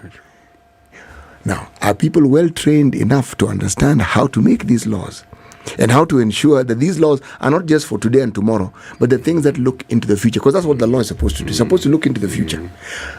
I'm belaboring this point for a simple reason. The change agents for this country and for it to actually move forward are the people you represent, the MCAs, because they are the leaders who are at the grassroots. Yes.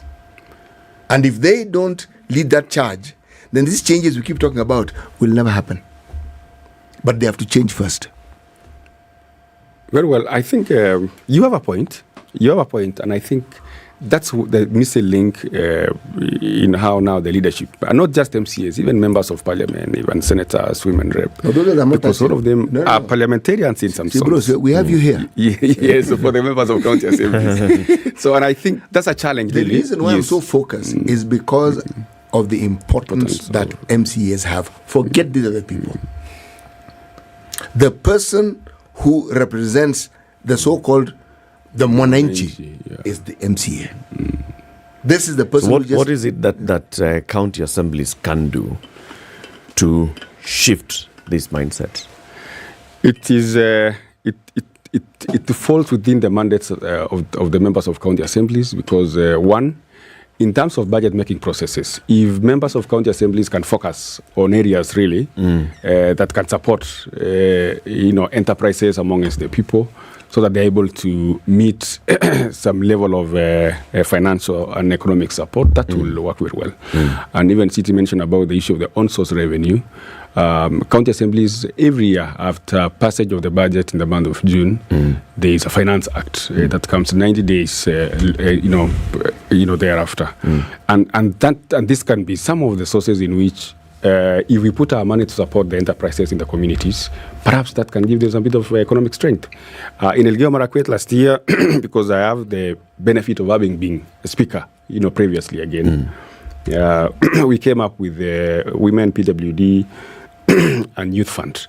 What this does is that every year we appropriate some amount of money in each ward, and we have a department that guides youth and the youth groups within those particular communities to engage in enterprise activities. And what I've seen in a number of wards, not all of them, is that it has grown so much so that, you have groups and young people and women who have been able to make a living out of it. Yeah. What that does is that at least in addition to what they would have done on themselves, the county governments and the county assembly has done something that, liberates them, economically. Two, apart from the issue of the lawmaking process, the allocation of resources annually, of course, though there's a limitation of resources. I think if we allocate resources that speaks to the support of economies within our communities, that will help. In Finance Act, though we put a lot of taxes just for collection of revenue as part of our own source revenue, we are also wary of the fact that when you tax people sometime overzealously, the results can be counterproductive. Let's take a break on this note. It's 29 minutes to 8. This is Kenya's biggest conversation. The Honorable Philemon Sabule is the Speaker of the County Assembly of Elgeyo Marakwet. He's here today as also the Chairman of the County Assemblies Forum. We are talking about county assemblies and the importance of county assemblies, all 47 of them across the country, for the country's development and for entrenching devolution. As we take this break, Mheshimiwa Ndu is going to tell you, when you're in the county assembly, when you're busy, you're running this very important institution, it's important to take breaks. And we call those the Minute Maid breaks. Absolutely. Minute Maid break. We call them the Minute Maid breaks, and imagine being able to take a break. It's been proven that when you do take a break, you help improve your focus, your productivity, while also boosting your immune system. And Minute Maid can help you do exactly that through all the fantastic flavors, tropical, mango, apple, etc., etc. You take a Minute Maid break and you do all these things at once. Very well. Indeed. Have you sent a text to 22365? Please send a text to 22365. Write 2 Rivers. Centum Real Estate are going to get back to you and they'll tell you about this beautiful development that they're putting up at the 2 Rivers Mall. Now, around the 2 Rivers Mall is also a residential area. They're beautiful houses, beautiful apartments, just close proximity to 2 Rivers Mall, East Africa's largest mall, close proximity to hotels, close proximity to children's playing ground, close proximity to hospitals, and even the CBD and all other areas of Nairobi. You want to live well? Live at 2 Rivers. Send the word 2 Rivers to 22365. Back shortly. This is the Situation Room, the only way to start your day. Are you looking for your dream home or the perfect plot of land to build on? Look no further than Digger Real Estate, the e-commerce site for all your real estate needs. From cozy apartments to sprawling estates, we have a wide selection of houses for rent and for sale. And if you're looking to build from scratch, we have prime plots of land available for purchase. Don't settle for anything less than your ideal home. Head to realestate.digger.co.ke today to start your search. Digger Real Estate, where your dream home becomes a reality. Can you dig it? Life is filled with lots of things. Routine, monotony, same old, same old. Boring. But here's a question. How much of life is filled with life? Join me and my co-hosts CT Muga and Eric Latif on The Situation Room from 6 a.m. every weekday and find out how you can awaken your senses and fill your days with flavor and with Minute Maid filled with life.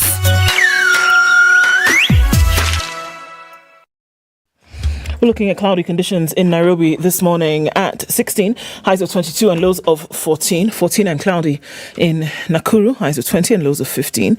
We'll see highs of 23 and lows of 15 in Nyeri and highs of 22 and lows of 11 in a mostly cloudy Eldoret. It's cloudy at 25 in Mombasa, highs of 30, and we'll see highs of 31 in Malindi, where it's cloudy at 26. 18 and cloudy in Kisumu, highs of 25, and we'll see highs of 25 as well in a cloudy Kakamega. It's 18 and mostly cloudy in Kampala, highs of 25, and it's 25 and cloudy in Dar es Salaam, highs of 28 and lows of 24. It's 15 and a cloudy morning in Johannesburg, highs of 27 and lows of 14, and Lagos is clear at 26 with highs of 33. We'll see highs of 31 in a cloudy Kinshasa at 23.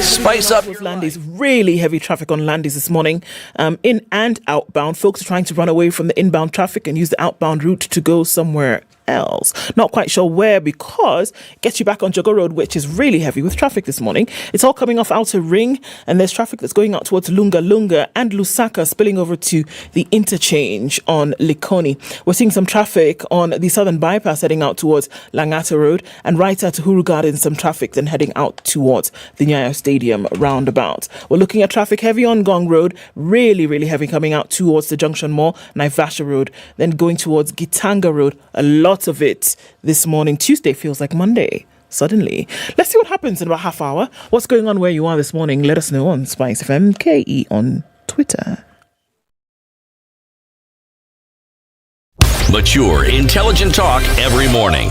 Spice up yourself.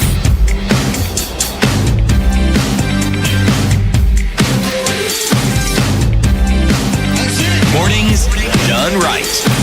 94.4 Spice FM, Nairobi. Continues with the Honorable Philemon Sabule, the Speaker of the County Assembly of Elgeyo Marakwet and the Chair of the County Assemblies Forum, here to speak to us about the role of the County Assemblies Forum in entrenching devolution, in looking at the welfare of the county assemblies, and also he'll tell us about the legislative conference that is slated for this year, and where it'll be and what it'll be focusing on. But, Honorable Speaker, one of the things that we hear about, for example, in the impeachment conversations that have taken place so far, one of the big ones was the Ward Development Fund. MCAs saying we also want a kitty to be able to go to the people with, and so the people can see that we are actually doing something on the ground, just like members of the National Assembly have the NGCDF. Okay, tell us about this Ward Development Fund. What's it all about? There's been a long, clamor for Ward Development Fund. A number of county governments, one of them being Makueni, Nakuru, and Elgeyo Marakwet, and recently Uasin Gishu, have been able to enact their own county Ward Development Fund. For Elgeyo Marakwet, we are a bit lucky that since 2014, we've had Ward Development Fund. This is a very important legislation. We call it Equitable Development Act of Elgeyo Marakwet County Assembly. What that act does is to ensure that from the development votes in each year, there is a special formula that is used to allocate now further resources to each ward on equitable basis. And what this has done is to ensure that none of the wards is disenfranchised. None of the wards can say that they didn't have equal opportunity to advance development in each financial year. And what ward development does is to do away with what I will call secondary marginalization. Because in the national government, we devolve resources to a county, let's say County X. That County X may be having around 40 wards. It should not really be at the discretion of the county executive to determine how those resources are going to be devolved in those particular wards. And this is what happened. It is not like when you are passing budget, you pass as per the wards. You pass as per the sectors. You say roads, this much. So when the county executive go to implement that budget, they can easily skew in favor of 2 or 3 wards and to disadvantage other wards. So these are very important piece of legislation which we are seeking to have uniformity of it across the country. We are not seeking for additional resources from national government or exchequer. We are just talking about the existing devolved funds. And we even don't want to dictate much on how much, but that it is mandatory for each county government to respect the need for water development funds. They can have their own local legislation to determine the formula and to determine the percentages of allocation. For us, I think we do 60% in Elgeyo Marakwet. 60% of 60% is of the development vote. So the development vote, already that's 30% of the county budget. Yes, 60% of that 30%. 60% of that 30% goes to the various wards. And the remaining still, of course, goes to the ward. But now for the county, projects, there are those projects which really are so key that you cannot say that, maybe construction of a referral hospital, it's for everyone. So there has to be that budget that now take care of those infrastructural developments for the entire county. Now, we have done much. When the president proposed to National Assembly and Senate that there be amendment of the Constitution, we were a little bit unhappy that there was an oversight on the need to also have War Development Fund entrenched in the Constitution. We have made a petition to National Assembly and Senate. We have had a meeting with the respective speakers and chairs of JLAC, that is the Justice Legal Affairs Committee. They have seen sense and meaning to our arguments, and we shall be having a forum with them in due course. We are yet to receive invitation from them so that we can discuss further on how we can make it a progressive proposal, listening and also taking views of all other stakeholders. How would this work, Bwana Speaker? If, let's say, 60% of the development vote in Elgeyo Marakwet County goes to the various wards. So each MCA sits with the people and they determine our areas of priority are this and that. So let's say it's a certain road here, it's a certain bridge there. How does that mirror with what the county executive is doing and what the CIDP is doing, what the ADP is doing? How do those work in? Because then it means that the governor has, the only money that's left with the governor is just for paying salaries. He does not have much money, or she doesn't have much money to actually bring the development that this governor went across the county campaigning, and I'm going to do this and the other in my role as the chief executive of this county. So one, I think a governor should not have any problem, because the wards in which those funds are taken to are the same words which elected him. It is part of his government. It's part of his agenda. We don't do this as county assembly in exclusion of county executive. One, there is a CIDP. So even in county assembly appropriating those funds, it must fall within the CIDP, which has been approved. It must fall within ADP, Annual Development Plan.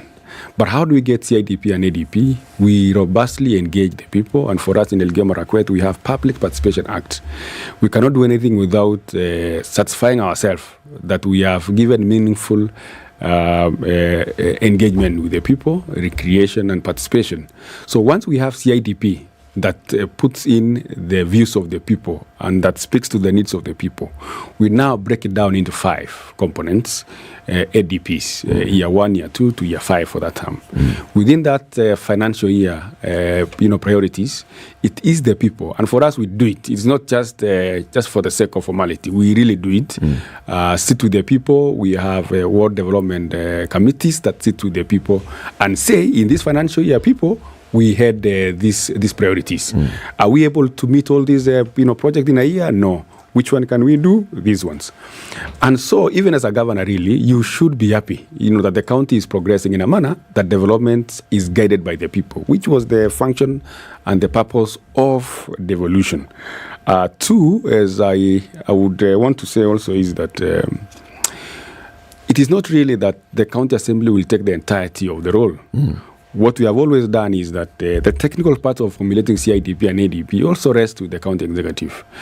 Only that once they engage the community and brings the documents to the county assembly, which also members of county assembly played a critical role. We also go back to the people in what we call validation. We talk to them, we agree with them. If the amendments to be made, then that's okay. And at the end of the day, it cannot just be said that the money that goes to the ward is just because of the effort of a member of county assembly. It's an entire effort of the leadership of that county, including the governor. So even as looking, so there's many things we're looking at here. That there must be some kind of, welfare that the county assembly then would control in their wards. And we're saying that essentially this should come from the kitty that has already been awarded to, or that has been given to the county under the rulership of the governor, right? Now, would you then look at possibilities whereby, in combination with own source revenue and what is then readily available, could you see opportunities whereby so much more could be done towards the development of the county with then help from members of the county assembly? Yes, I agree with you. I agree with you because the cumulative processes in which members of county assembly engages the community during this process means that they have a very influential role in determining on how these decisions are done. They are very influential on how these projects are agreed upon because at the end of the day, they are the leaders in the communities. Yeah. When they were asking for the votes, they promised. They said that this bridge has not been done since the creation of this hut. During my term of 5 years, I will do it. And so even when they come in, they will want to influence those infrastructural projects and development projects in line with the manifesto and what they told the people. Sometimes that can be a downside because you could limit yourself so much on what you want to do just to validate the promises you gave. Yet those may not speak really to the needs. The actual priorities. The actual priorities. And one of them now being, how do we look at the allocation of these resources in a manner that we can still support the on-source revenue in our wards and generally in our county? And that speaks now to the capacities of the county assemblies and the capacity of leaders to look at things in a much more broader manner that supports the continuity of the community without really just limiting ourselves to the political gains that we may get as a result. Many have argued that really, and I tend to agree, that the member of county assembly is actually the one that is closest to the people in terms of representation, that you're able to hear, that you're able to get the tone of the people in terms of actually what is needed, what is required. Do you think that MCAs and the assembly are actually living up to their full potential in what they can do to realize the representation of the people at the assembly level? I think to the extent that we have strong fidelity to the needs of the people, engaging them, I think the answer would be yes. But there's a problem to that again. It is not always true. I know it's part of democracy that we engage the people, give them what they want. It is not always true that what people think they want is actually what they need. And, today they could say, in our village, we want this facility. And you will tell them, look at this. In the neighboring village, there is a very good health facility. If you were to take a motorbike or even walk, within half an hour, you are there. Why don't we do a different project, which can be used, commonly by the two villages, or which you can have better meaning because you already have another facility not far from where you are. And sometimes it's about politics. And politics is, how you reason with people, how you engage their minds, and it's a very delicate issue because sometimes we want to have guided public participation. You are saying you want this, but we have looked at it in a much more broader manner. We have engaged the experts. We have looked at the logical sense of these financial year projects, and we think this can be done. Now, strong leadership is being able to say no, even when majority of the people think that that is a populist way of doing things. If you know that at the end of the day, it will deliver better meaning and support to the communities. When we're talking about development, county assemblies approve budgets.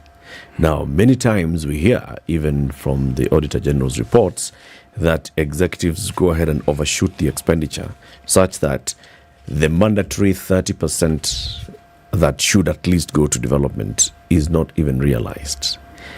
What do county assemblies do to make sure there's adequate balance between recurrent expenditure, which is just hiring people for political expediency and paying salaries, and actual development spend? We've had a big problem in counties on matters of financial discipline. At times we've passed our budgets, and you will come to realize later that the county executive continue to issue the LPOs and tenders, even on budgets which are not there. I have interacted with businessmen in these counties who have suffered immensely because they are issued with tenders. There's no budget. They are not paid eventually, or it takes extremely long time before they are paid because we would have to come again and do the budgeting for the same. And I think some governors normally do this, or executives do this, hoping that they will collect more money in the local revenue, and in that case then they have a leeway to have an expenditure to do this without the high of the county assembly or other authorities in guiding them on how to do it. It's about the accountability issue. We've had during the first 5 years, and even part of the second, the county government, hirings and employments in crazy numbers. And the easiest way to make people happy in communities is to say, in a village that I came, I employed one of your sons here, and clap for you. They're so happy. They can't ask you whether you have budget for the same. They can't ask you whether there is need from the expertise from that person you hire. They're very happy. People want to hire their friends, their relatives and such, and their supporters. And eventually, what is going to suffer is the public, because we end up putting resources in where there is no value out of it. What is the role of the county assembly? Sadly, sometimes the role of the county assembly comes much more later in time, after the Auditor General has audited the books and realized that there is a problem. We try to cure, by giving some resolutions. Some of them really, in my own opinion, are not strong recourse enough to make the county government. What do you need to make it stronger? Because we always ask this. So the PIC has scrutinized. The PAC has scrutinized the Auditor General's report, has come up with a recommendation that says we strongly recommend that the investigative authorities take up this matter. What would you like so that the county assembly? My problem is this: has teeth. I don't want these processes to look like academic processes or just for formality. Why? The Auditor General does the audits. The county assemblies go through them. They make recommendations. Sometimes these matters are referred to the Senate. Senate summons the governor. They have a discussion. It is so much in the media. People are, fury about the issues. Then it dies from there. I've never seen clear prosecution that follows. I've never seen people being told to account for those issues. And for a county assembly, we cannot arrest you, we cannot kill you, we cannot do anything. We just recommend. And sometimes we make very good reports, which are just good. That's the end of it. And as such, I agree with you that we still have a little bit of gaps, perhaps legislative, gaps that we can use as a country to make sure that just not governors, even ourselves, even as speakers, county assembly clerks and such, because we also have responsibility over the resources that are brought to us, that we are able to account, not just by naming and shaming, but by actually ensuring that you are prosecuted or you are made to account for that money, either you are surcharged or you repay back, or you are even barred from holding these public or state offices again. Speaker, I've got to ask you this question because it's also another one in public domain. As the County Assemblies Forum, one of the things that you would do is look at the welfare, like you told us, the welfare of the County Assembly members, MCAs. So, several issues that MCAs keep raising. Number one, the salary of a member of County Assembly. They say, surely, an MCA is paid 140,000 shillings in many of these counties. Deduct pesa ya KRA, deduct pesa ya nini, deduct pesa ya Assemblies Forum, deduct pesa ya SACCO, deduct pesa. MCA is left with nothing. And like you told us, that is the same MCA who is expected to do all these things higher. So issue of the MCA salaries is that one issue that the County Assemblies Forum advocates. The second one is the issue of car grants. So MCAs, like you said, County Assembly is a mirror of the National Assembly. Hapa juu, MP Salasia is given a car grant. 7 million shillings. Nyumba. Nini. MCA hapewi na ile anapewa inachukuliwa na KRA. First, the salary of an MCA is not 144, it's 86,000. The basic salary of a member of County Assembly is 86,000. What? 86,000 Kenya shillings per month. Yes. How did they arrive at this? We have a serious discussion with the SRC, and I keep asking, really, are we trying to set MCAs for failure? Is this the weakest point in which, when you want to reduce expenditures in government, you make it easy by pressing down the members of County Assembly? But that is it, Prof. The basic salary of an MCA is 86,000. An MCA is like a member of National Assembly at the national level, but you realize the member of County Assembly earns much more lesser than even some of the staff in the County Assembly. Quite pathetic. They pass, they approve CCs who end up earning 4 times the much they earned. The chief officers, the directors, and such. Yet you look at the cumulative responsibilities that they hold. Not even the issue of the social issue that I mentioned. Now, the statutory roles that they legislative play. This is somebody oversight who, in case governor fails, they're supposed to put the governor to account. This should be somebody who is strong in that particular government. These are people who vet the CCs, the CUs. They do the oversight role when there is a poorly done road or there is a wastage of resources. This is an officer in the government, a state officer for that matter, whom you want to be the watchdog and protector of the public resources. What does the SRC say when you ask them about this computation of this salary? Now, when we met with SRC, it has almost become like a song, because SRC now will want to ride on the fact that there is high wage bill in the country, there's no resources. So it becomes a very easy scapegoat, Prof. There's no justification at all. 50 MCAs. Yeah, there are many MCAs. You double this, how much does that cost? And you will hear there is an employment of 50 CSs. Yet we have people who have very specific mandates in the counties. Elected by the people. 2, look at even what happens in the National Assembly. When they have the car grant, it has never been there for the county assemblies. This is the first time we are having it, but ours, or for the members of county assemblies, it is not car grant, it is car reimbursement. What that means is there is a high obligation for a member to get that money. What you are required to do, you go and buy a vehicle, bring us a proof of payment, bring us the logbook, bring us the invoices, and then we will reimburse you that money, but not exceeding 2.2. So if you buy a vehicle of 2.5, we'll refund you 2.2. If you buy a vehicle of 2 million, we'll give you 2 million. So there's a high requirement of a member of county assembly to get that money. For a member of a national assembly, you just get there, you sign your oath of office, you get the money in your account. Yet, when a member of national assembly gets is 7.2 million. The one for a member of county assembly, 2.2, KRA comes calling, and they want 650,000 from the same from the amount, 2.2. From 2.2. So your grant that brings is it basically back again 1.6. to 1.5. The question is, even on an issue of uniformity, why discriminate on a member of county assembly just because you feel like their voice is smaller? Actually, it's much worse than that. When you say set up for failure, you're completely disempowered. Correct. And yet, without the MCAs, many of these members of parliament wouldn't have their seats. Because these are the people they need, who support the need to be able to galvanize the Wananchi. Because they're the people whom the Wananchi actually are in touch with on a daily basis.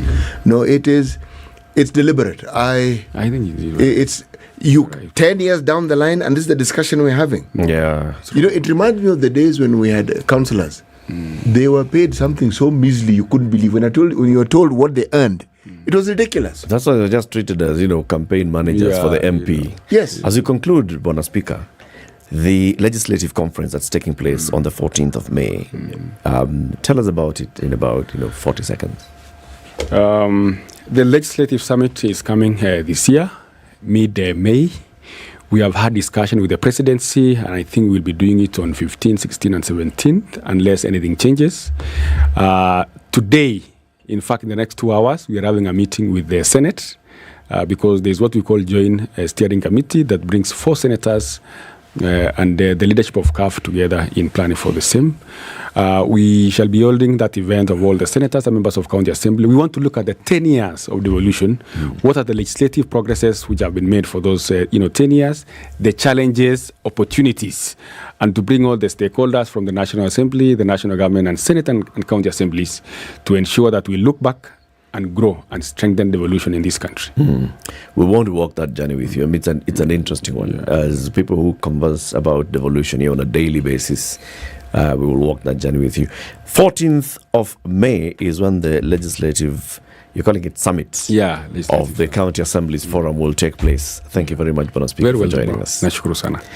The Speaker of the County Assembly of Elgeyo Marakwet County, Philemon Sabulei, is also the chairman of the County Assemblies Forum. He's been here with us, and he'll be back soon to talk more about the role of the County Assemblies. Good morning, 8 a.m. Spice up your life.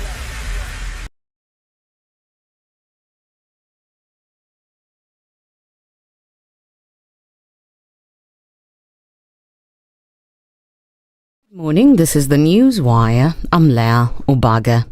UDA Secretary General Cleophas Malala has defended President William Ruto against claims that he's the one who removed subsidies. Malala, while being interviewed on Vibes FM, says that the one behind the removal of subsidies was actually former Agriculture CS Peter Munya. Facts are facts. Who removed the subsidy? Munya is the one who removed the subsidy. But that said and done, subsidies was just a conduit of getting money out of the government coffers. One, how do you use 8 billion shillings per month to subsidize? Yet that money is going only to the pockets of 4 millers. So 4 people are benefiting 8 billion. You saw the Auditor General's report stated that 34 billion shillings was used in subsidy. And therefore, if 34 billion shillings was used for subsidy, yet nothing was going on, we said we want to take that money and have a sustainable way. We cannot operate a government on a subsidy formula.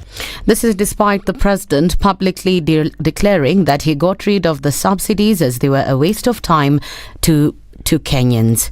It was meant to placate Kenyans to vote in a certain way. Unfortunately, Kenyans did not buy it because they did not feel it. They looked for this unga of 100 shillings, they did not find. They waited for the price of things to come down, it did not come down because it was a political decision. So, did you expect me seriously to be elected president? And I know what is right, to continue to do what is wrong. Because what would that do? In a year, we were going to spend 300 billion shillings on subsidy that benefits nobody. Azimio leaders who had been arrested are expected to appear in court on Thursday. The leaders, including Ugunja MP Opiyo Wandanyi, Kilifi Senator Stewart Mazayo, Amina Mnazi from Malindi and Richard Chonga from Kilifi South, were arrested while leading demonstrations in Nairobi. They were kept at Kiambu Police Station until late evening when they were each released on a bail of 50,000 shillings. Wandanyi revealed the court date as he thanked the Azimio fraternity for their prayers. He added that the issues that Kenyans are raising through street protests can never be swept under the carpet. We are seeing the country regressing the dark old days of dictatorship, of suppression of free will, suppression of free thought, and everything that you can talk of, which is negative. And we want to assure Kenyans that these are things we are used to, and therefore we are going to deal with them in the usual manner. The issues that Kenyans are raising out there can never be swept under the carpet, regardless of how many times you arrest people or leaders. The issues being raised out there will continue to be raised. The Kenya National Commission on Human Rights says it's investigating allegations of human rights violations during Monday's demos. The body says it was following up on the reports of vandalism, arrests, injuries, and allegations of the use of live bullets by police officers. It called on the Independent Policing Oversight Authority to launch a probe on the same. It also urged the IG of police to restrain from any use of live bullets against protesters, noting that it amounted to excessive force. The commission reiterated that officers should act in a professional manner in diffusing tension during picketing. The human rights body further said detained protesters are to be treated in a humane way and their rights respected. A total of 43 Facebook content moderators in the country who were sacked in January are set to sue the social media parent Meta for unfair dismissal. Meta, which also owns Instagram and WhatsApp, is seeking to slash its workforce by around a quarter inside 6 months as the tech sector endures bumpy times with Facebook, which became Meta in late 2021. In January, 260 content moderators working at Facebook's moderation hub in Nairobi, Kenya, were told that they would be made redundant by Sama, the outsourcing firm that has run the office since 2019. Overnight, these moderators doing critical safety work for East and South Africa lost their jobs. And in the international scene, Malawi faces increased risk of a surge in cholera cases following a devastation caused by Cyclone Freddy that has destroyed water systems and toilets. The health ministry warns that the country is already battling its deadliest cholera outbreak on record when the storm landed last week, causing mudslides and flooding, killing 476 and displacing nearly 500,000. The cholera outbreak, which began last year, infected more than 30,600 people and claimed more than 1,700 deaths. That's the Newswire. I'm Leah Ubaga.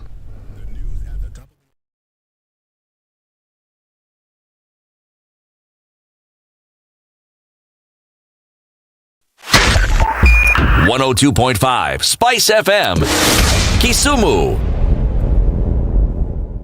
It's a mishmash of traffic in the city this morning. Lunga Lunga is spilling over towards Likoni at the interchange, and we have some of that on the southern bypass this morning. Let's look at the whole southerly direction of the city. Langata Road, busy. We're looking at Raila Odinga Way, busy as well. Coming off from Gong Road and then going into Lavington, Kilileshwa, that whole area, James Gishuru, coming off from Zima Springs, Ring Road, Westlands, all of that is absolutely crazy. The Thika Superhighway coming in from Tusker Village, and even before that is quite busy as well. Bumper to bumper traffic in most parts, and we're looking at that continuing for some time. We're also looking at traffic coming off of the Eastern Bypass. It's very, very busy this morning. Where are you? Are you stuck anywhere? Let us know. The service lanes are looking pretty good on the Thika Superhighway. You might want to think about using those. Tell us what other routes that folk can use this morning are. SpiceFM KE on Twitter.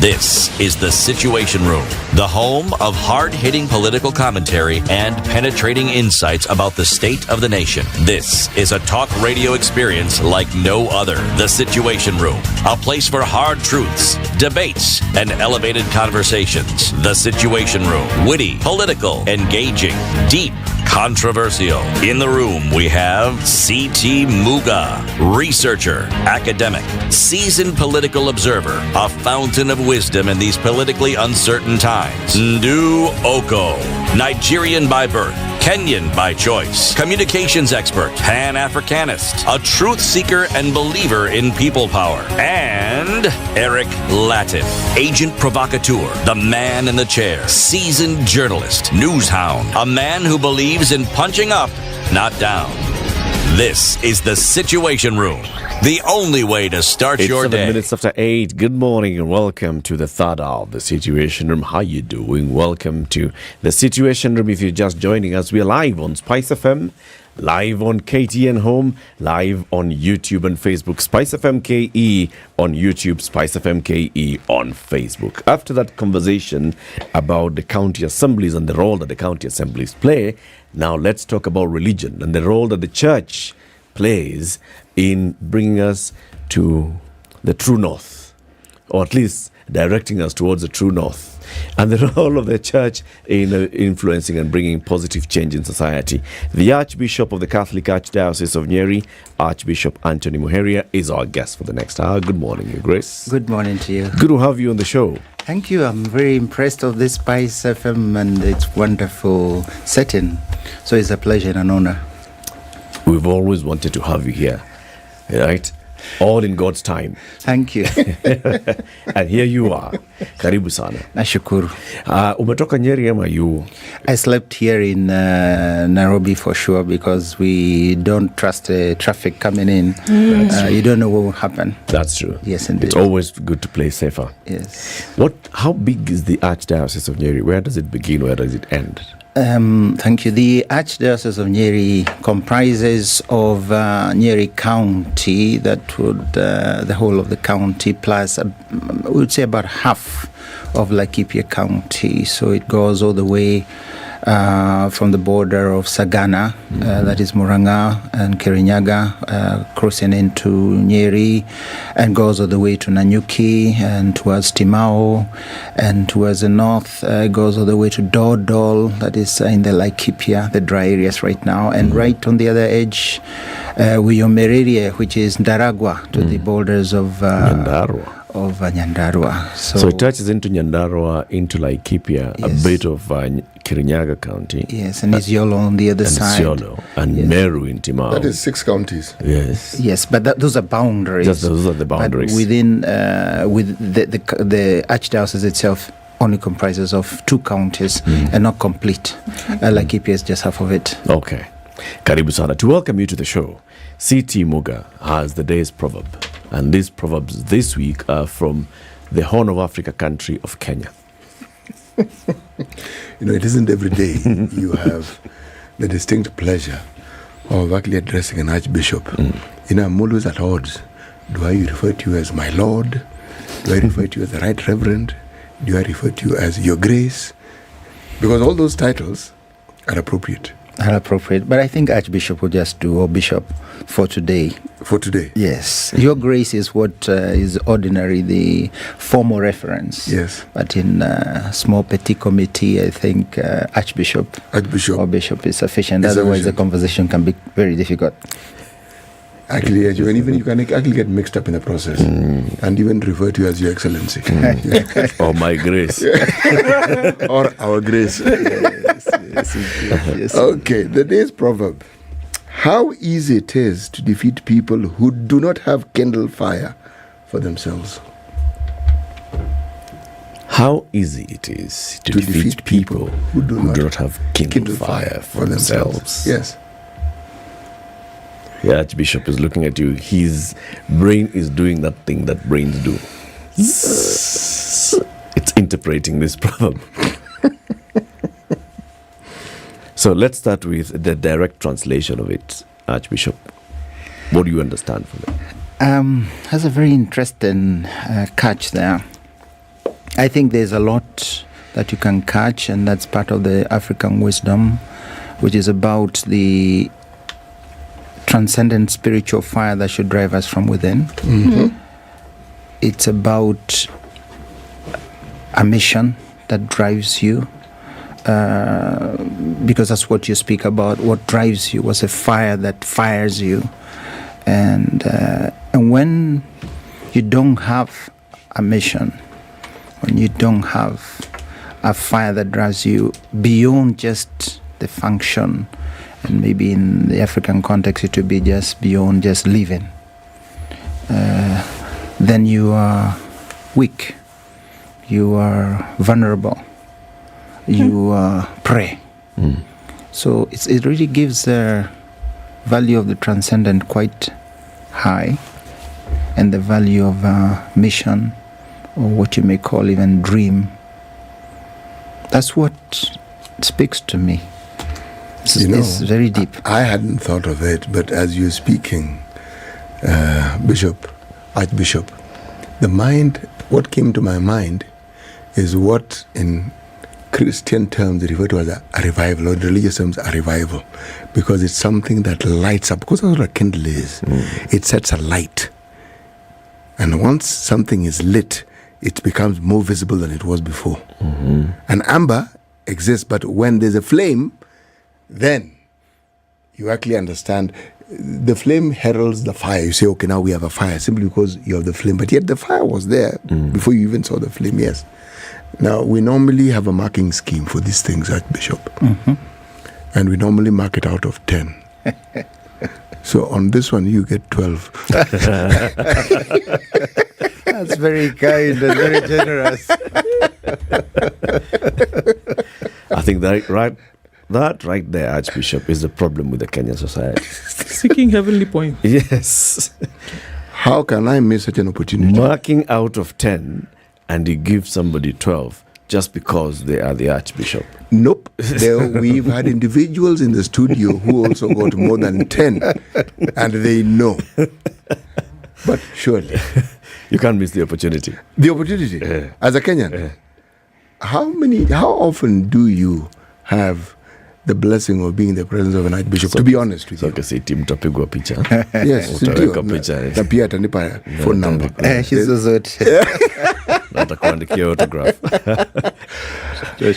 Archbishop, every time we have conversations here, we often step back and ask ourselves, so where are we as a society in Kenya? We look at the issues and the challenges that are facing the people. Yes. We look at our elective processes, how we elect our leaders, how our leaders then behave when they're in office, how the citizens behave when they are choosing the leaders, how they behave when the leaders are in office. And we ask ourselves, are we actually on the right path here? During the BBI conversations last year, one of the things that was emerging from the initial report was the issue of values. And we had an extended debate here on, okay, so who is like a custodian of values? Or who is this who guides us when it comes to values? And there was general agreement that religion has played that role in this country. So the question then is religion still playing the role that it has been playing? That's a very poignant question, because we should never be comfortable, and we should keep asking that question. It's not just now. We ourselves as church leaders should constantly ask that question. And the nation and the population, the people, the society have a right to keep asking that question, which will keep us on our toes in our mission. I do believe it's true. We are custodians as religious leaders, as religions, as faiths. We are custodians of values. We don't own values, therefore we can't manipulate them or misrepresent them, or even sometimes use the fact of the values as political for self-gain or whatever. It is something that should always be positive in terms of values that build society, that uplift, and that build a person. You ask, are we still playing that role? I would say a big yes. However, it's been a bit of a roller coaster, because when we sometimes speak about church leaders, we immediately start dividing how authentic are those church leaders, or even the faiths that claim to be churches, how authentic are those churches, and how much do they subscribe to real values, and as opposed to the counter, well, they're vices, but counter values of the society, the worldly posed goals, money, status, visibility, glory, because some of us look for our glory. And that's why we do things that are even surprising at the religious level. So I would say by and large, most of those who really have solid faith founded on some real doctrinal and also founded on a real ethical setting. Those are faiths, and I would say religions, the Christian religion, but not all Christian religions or those who claim Christian religion are actually subscribing to these values. And so we have, by and large, and we saw it even in the time of the elections, the conversations on the BBI, the conversations on the issues of the election, and even the how do we behave.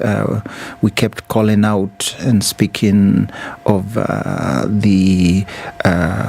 that we have to keep political hygiene. What is really political hygiene except the value of respect for one another, the African value of respect for one another, of leadership? What is that, and if not the respect of human dignity of the persons, so that you do not strip them of what is most valuable, their good name. So when we speak about, even in the political speak, we're actually speaking deep down about values. What happens is that I think our society has become deaf, or they easily wash away, dilute those clarion calls. They want to hear less, and so we have been given less the space of the religion, let's call it as religion, as a steward and custodian of values, has slowly been squeezed or shrunken because the political volume, the political noise, the political space has actually come on and encroached slowly. So the area where we are really speaking about values is actually less and less. That's one of the reasons why we fought so strongly against the use and the invasion of the sacred spaces. That's part of that we don't even have the place to speak, to portray and to project and proclaim these values. And we're not just speaking about evangelization, in other words, to win people to our faiths. No, we're just speaking about keeping the conscience of the society. And keeping the values. So then, even as you say these things, Bishop, I think of times gone by where religious leaders, and I mean really back in history, that religious leaders didn't wait to be given the space, but that they took the space and were sometimes called radical. It didn't matter whether we're talking about Christianity, whether we're talking about Islam, whatever religions we're talking about, is that we look at distinct leaders in history who then became, who then were religious leaders, but then became national leaders because of the stand that they took. They didn't wait to be given the space or talk about an encroachment on their space, but they took the space, and we think of and remember them even today because of the radical moves that they did make. Do you think, from what we see, I mean, obviously from how you speak, it is clear that it is bothersome, the steps, the retrogressive steps in values that society has taken, and that something needs to be done about it. Do you think then that the church today needs to be more radical in its stance of how people ought to respect human? Well, certainly there are positive points about trying to be radical. But society has changed quite a bit. If you go back maybe 20, 30 years ago, you realize that the medium for which we reach people of communication, the medium in which we were able to speak to society, engage with society, were very limited and in fact very clear. While you get connected into that, I just think about our nation, Kenya, before the multi-party, the medium, even in terms of course, there was no digital space, there was no connection in terms of, the forum was the newspaper, the forum was actually the 2 or 3 TV stations we had. So if you go back into history, you've spoken about not only Kenya, if you speak about what happened in the US in history, or what happened in the UK, the time of Martin Luther King. Go even further, what happened in India, Mahatma Gandhi. He's a religious leader, although he's also a political leader. And you see, how did they use those space? That space was actually speech. Only speech. In fact, voice. You listened. Everyone was around the radio. So I'm just saying that we must take reconnaissance that the medium and the way of communicating has so much spread out that it is no longer possible to easily come out with that forcefulness of the past.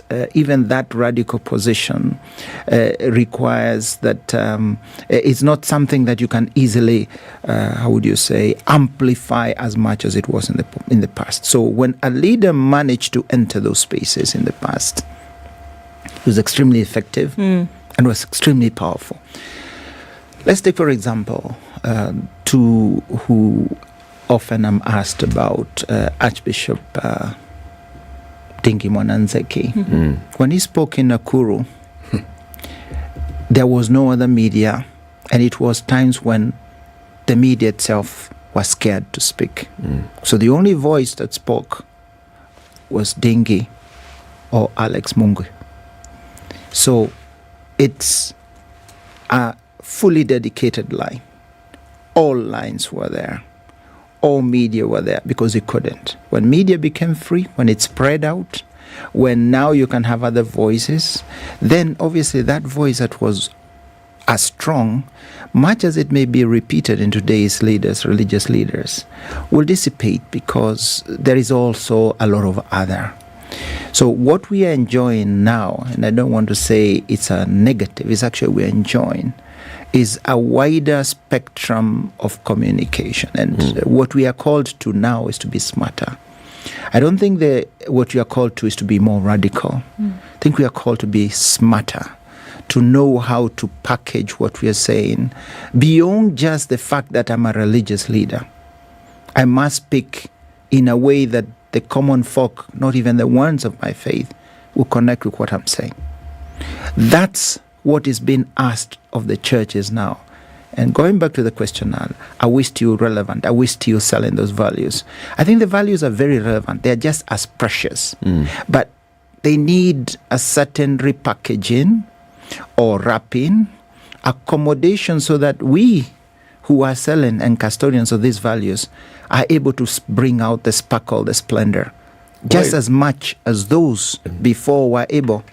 Why is it, Archbishop, that the vices are now sounding or packaged as, sweeter and better than the values? I think it is not only now. They've always been packaged sweeter. And if you go back to history, even in the Greek culture, you will find that vices were packaged as very attractive.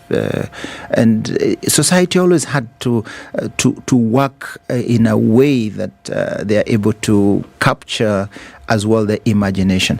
Let's realize that man and woman we are inclined to that mystery of evil. I know it's a bad phrase. We are always, there is always that curiosity and wanting to explore evil, not only good. And that's because we are fallen, because there is a certain attraction. Evil is not all evil. There's always a speck there of attraction, of some value of goodness. So let's not be so like it's now. It's always been. But right now, what has happened is that in the society, the vices, the negative, what you may say, influences of man, or the tendencies, inclinations of man, have been given a lot of space, because now it's about commerce. And I can assure you that it is more commercially beneficial to work with the vices, because if you're able to break man's control of self, if you're able to make man not be able to control his liquor intake, if you're able to control man, you're able to make man break his self-control even about his own self, of how he spends and his greed, how he earns, you are able to make much more money commercially. So I do believe that, unfortunately, the commerce of evil is much more lucrative than the commerce of good.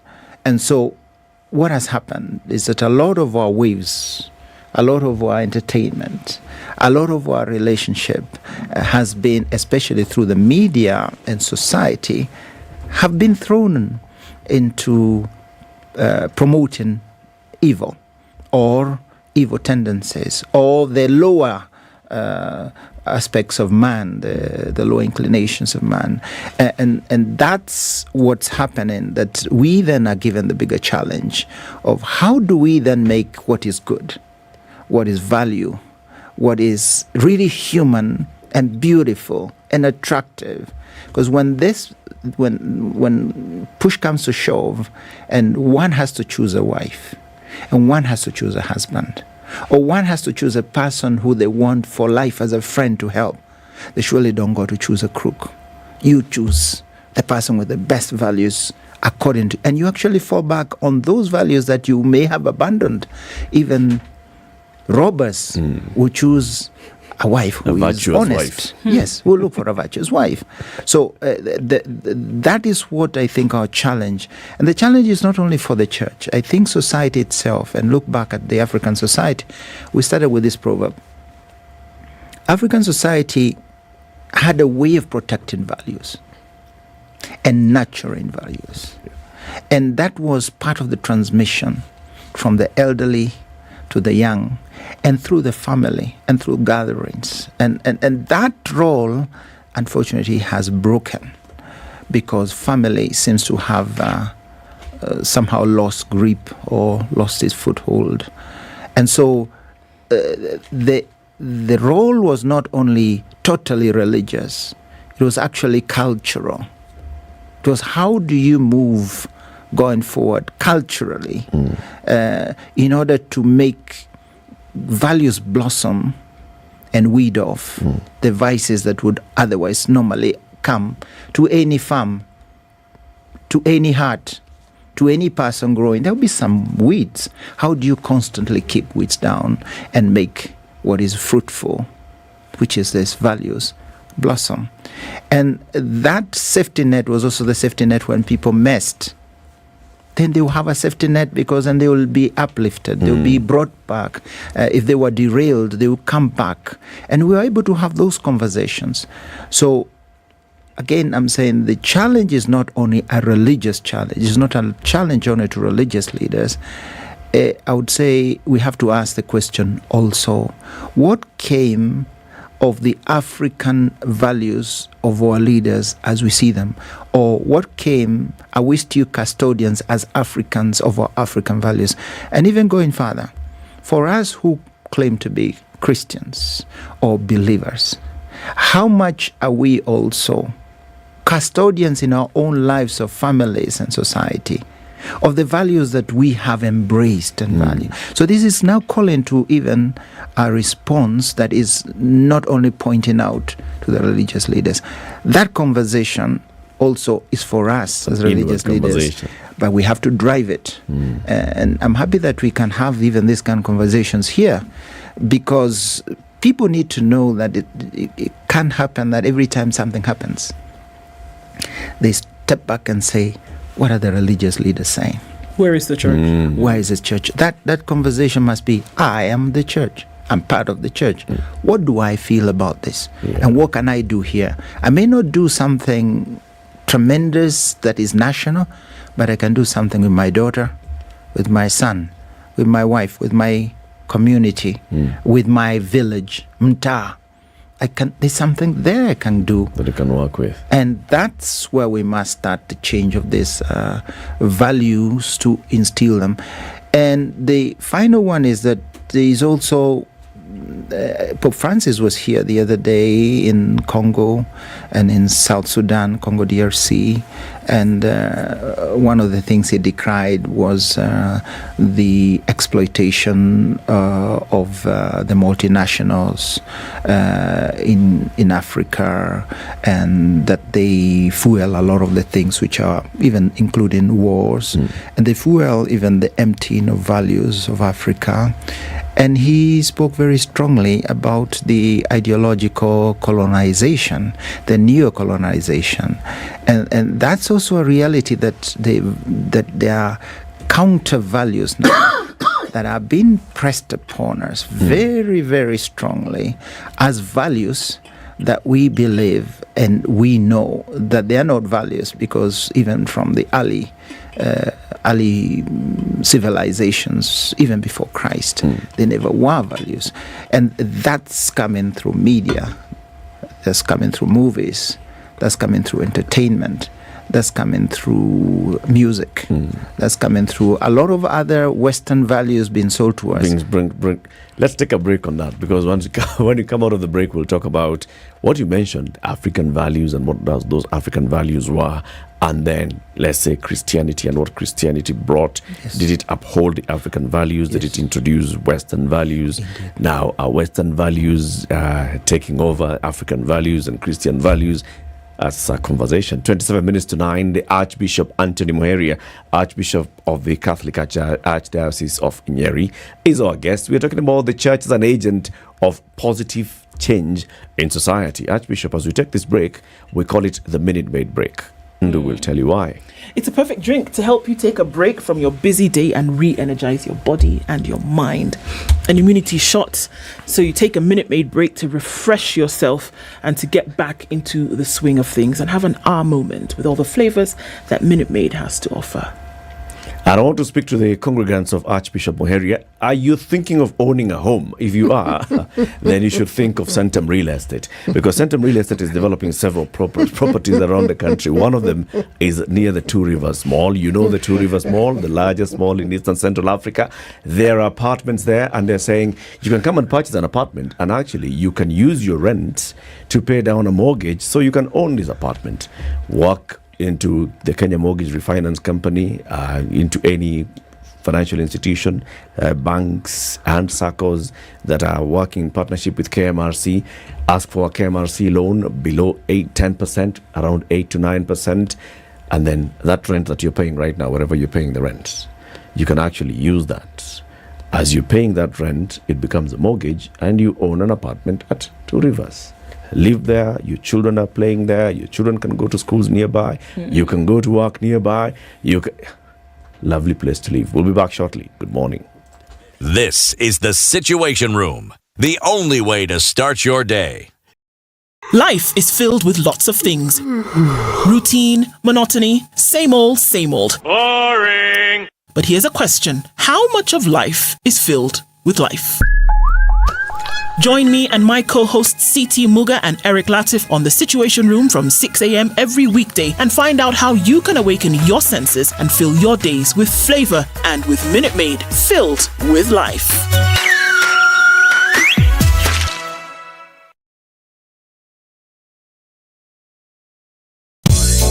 London Mulwa DJ Absolute. When the gang is together, got the sugar, got the spice. Yorada. Yes. I have missed you like hot hamburgers. Eh? Like hot hamburgers. You know, bad boys give more money than you can count. Hey, bad boys give more money than you can count. If it's fun, it's funky, it's fresh, you're definitely going to catch it here. I don't know what you do every day from 11 a.m. to 3 o'clock, but if I were you, I'd tune in to Sugar and Spice only on 94.4 Spice FM, Nairobi. So if you say it's on, then it's on. Conditions at 16 in Nairobi, highs of 22, and we'll see highs of 21 in Nakuru, where it's cloudy at 15. 15 and cloudy in Nyeri, going to highs of 23, and we'll see highs of 22 in a cloudy Eldoret at 13. It's cloudy at 23 in Mombasa, 26 in Mombasa, 27 in Malindi, and at 19, Kisumu is cloudy. We'll see highs of 26. 26 will also be the high in a cloudy Kakamega at 18. It's 18 and cloudy in Kampala, highs of 25, and Tanzania, Dar es Salaam specifically, will see highs of 28. 16 and sunny in Johannesburg, and at 26, Lagos is mostly clear. It's 24 and partly sunny in Kinshasa. It'll go to highs of 31.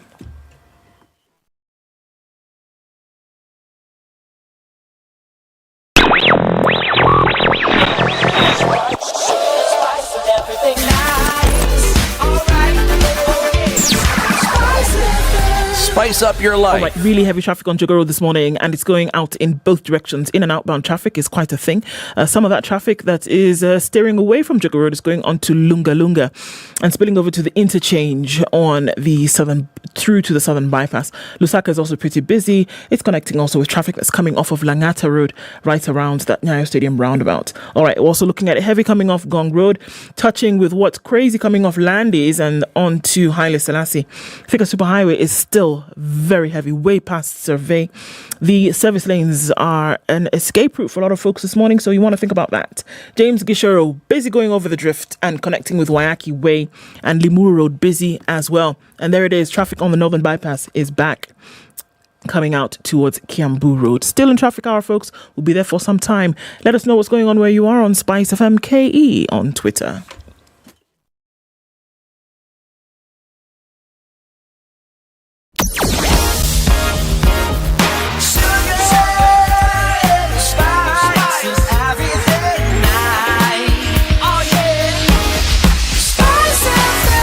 Spice up your life. Mature, intelligent talk every morning. Spice up yourself.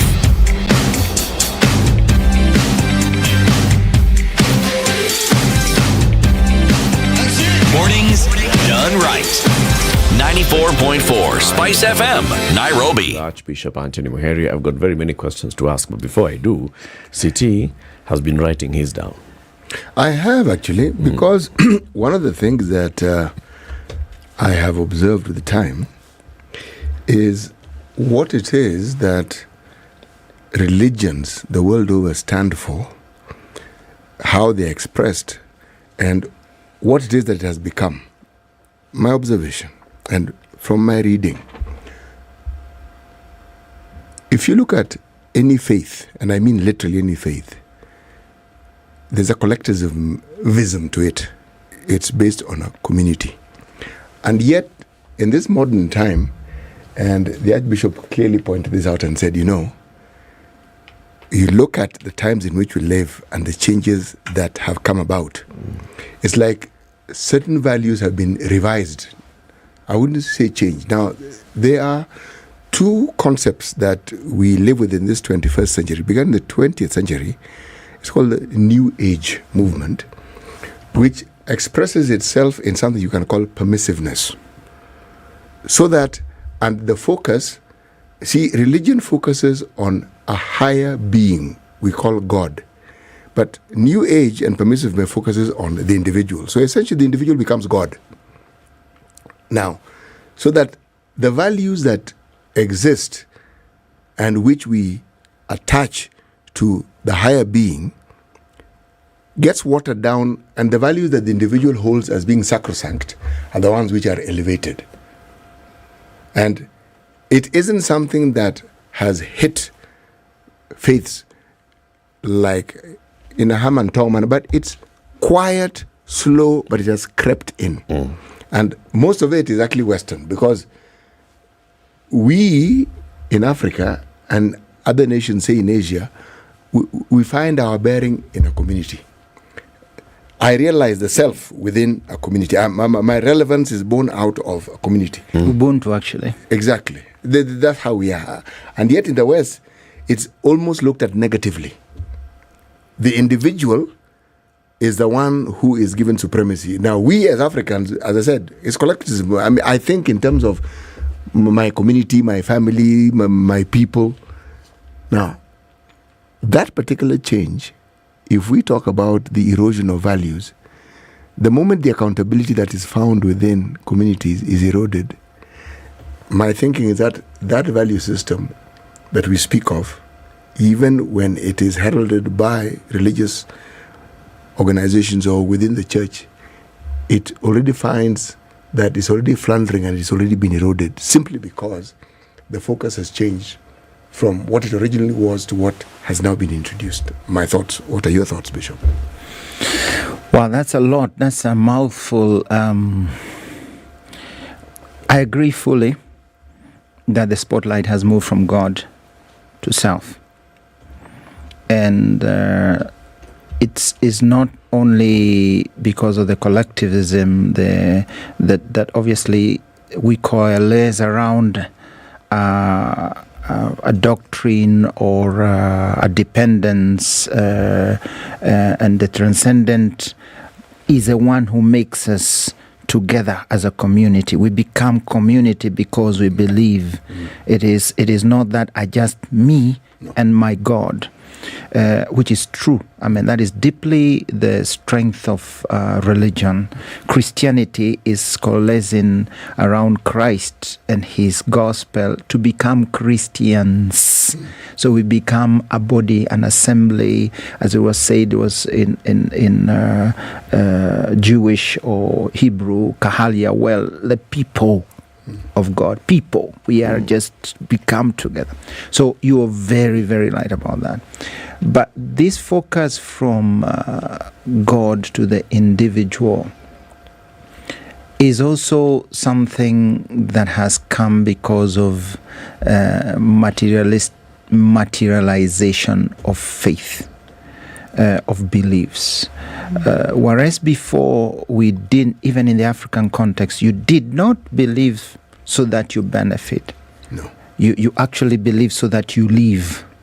You lived as you believed, and you believed so that you live.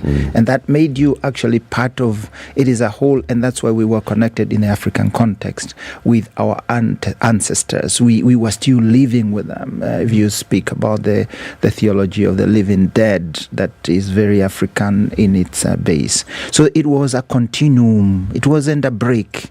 We were still a people. And faith, Christian faith is the same. We're united with the Christians. We're united with God. We're united with those who have died. We are in a journey, and even though they may have gone before us, we are following. So there is a very that's the even in Islam is the same. So there is that continuum. So faith, you're very right. But when we started instrumentalizing faith, and when certain parts of Christianity and certain parts of society then said, faith is an instrument. It is for me to benefit. So I believe so that God blesses me here and I prosper. I believe so that I then get a status in society. I believe so that people look at me and say, oh, what a wonderful guy that fellow is. So then when it becomes the spotlight is on me, then as you are saying, the whole thing, no matter what I may say, as a believer in that pseudo-believer, let's call him, then whatever I say doesn't have value, doesn't have contact. The values I hold will certainly crumble. And so that's where we have with all this prosperity gospel. You've spoken about New Age. New Age is a today living of a faith. It is we with the society, with everything that surrounds us. Let's just have a good feel. It's not about continuing, connecting. It is just about, oh, when I have that praise moment, oh, I feel so great. Let's come feel great together. But it has no connection with values and what. So there is a break. So you have a point there. But the antidote to this is to rediscover transcendence. Rediscover God as God. And what then has happened is we are fearful to discover God as God because you make certain demands of our lives. So it's better not to have the focus on God. It's not only about Christianity.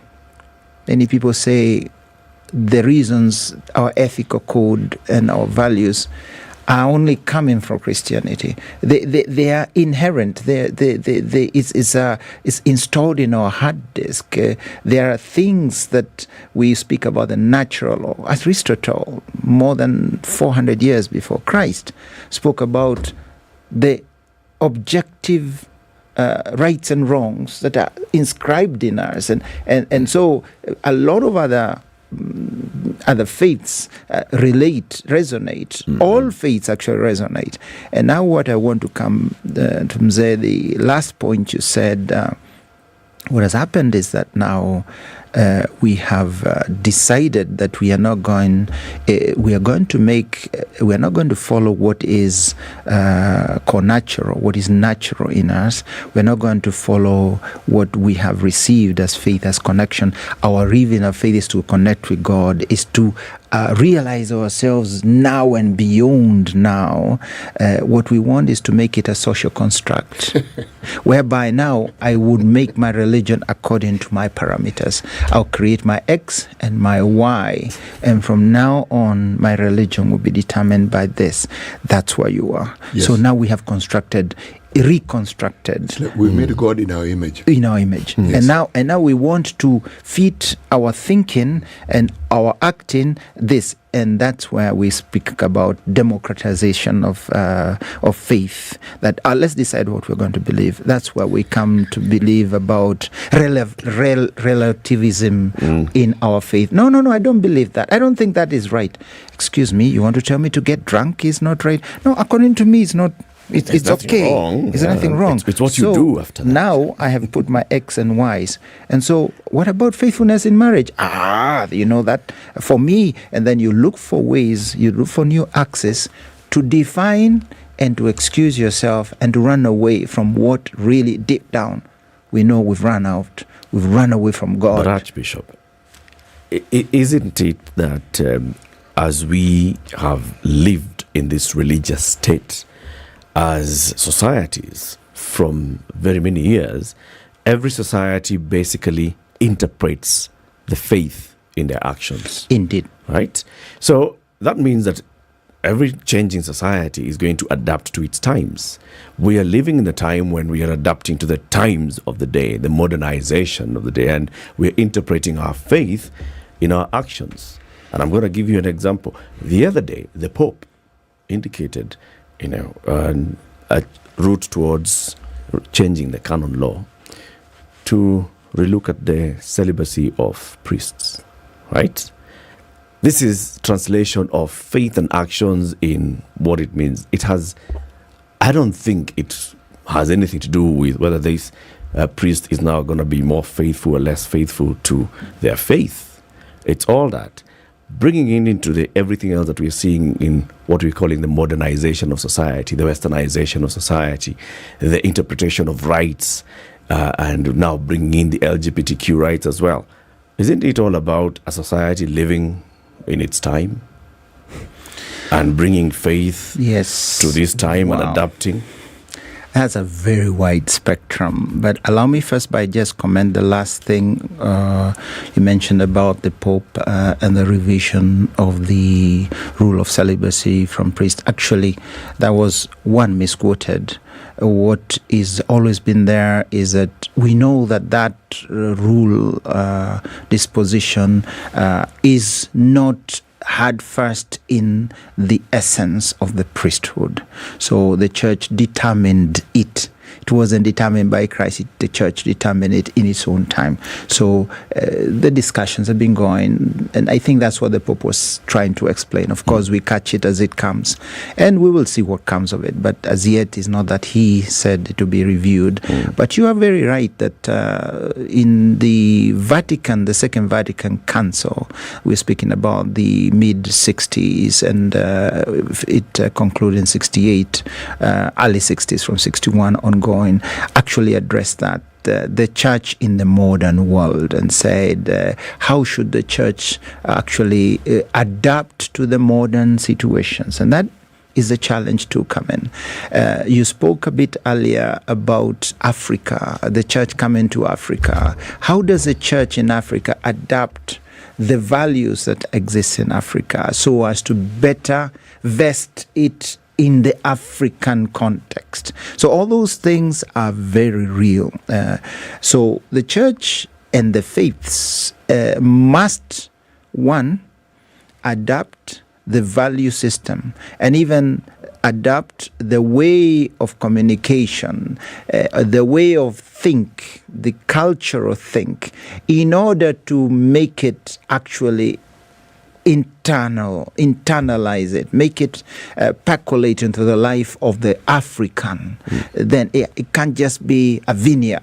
You can't just come and say, people from now on, this is what we're going to do. It's something deeper. It's a transformation. It's a metamorphosis. It's a process of an encounter of this great value, of this great heat, if you may say that, with the substratum or the raw material, which is African culture, and in so doing, you're going to create marble, as it were.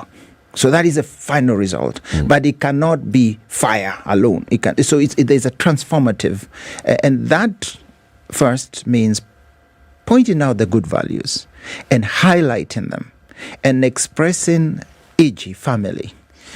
In the big point that we've been speaking is church as family. And family in the African sense, which means, as you were saying, is community. It is sharing. It is understanding. It is embracing. So there's a lot of that. So that's what the church did. And also other aspects of the African way of praying and African way of praising. So you've seen in Africa wonderful songs with African rhythm, with African instruments. We don't have to come with a violin necessarily. The drums are good enough. We don't. So there is that, but also even in the way we explain our faith, and the way we explain why, for example, God became man.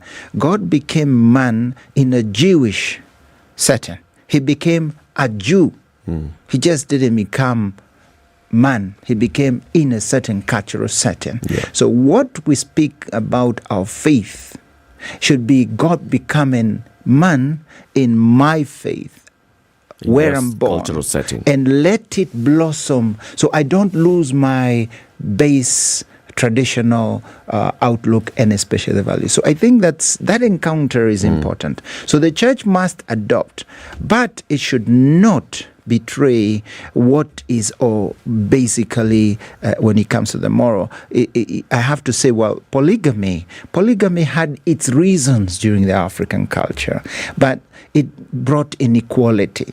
And so we believe man and woman are equal, and they are equal partners and sharers in marriage. Therefore, we hold, in spite of having polygamy as a positive because it was about children.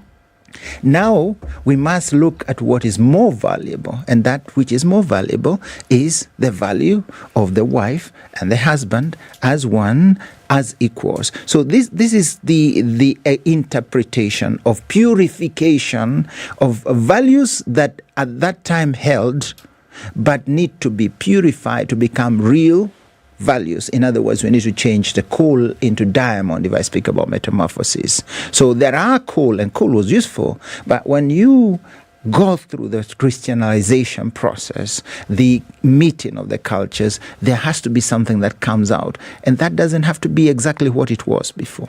So there are things we must weed from the culture, but there are things we must uphold from our culture. The respect. Our African culture had such great value of respect. And where does respect come from?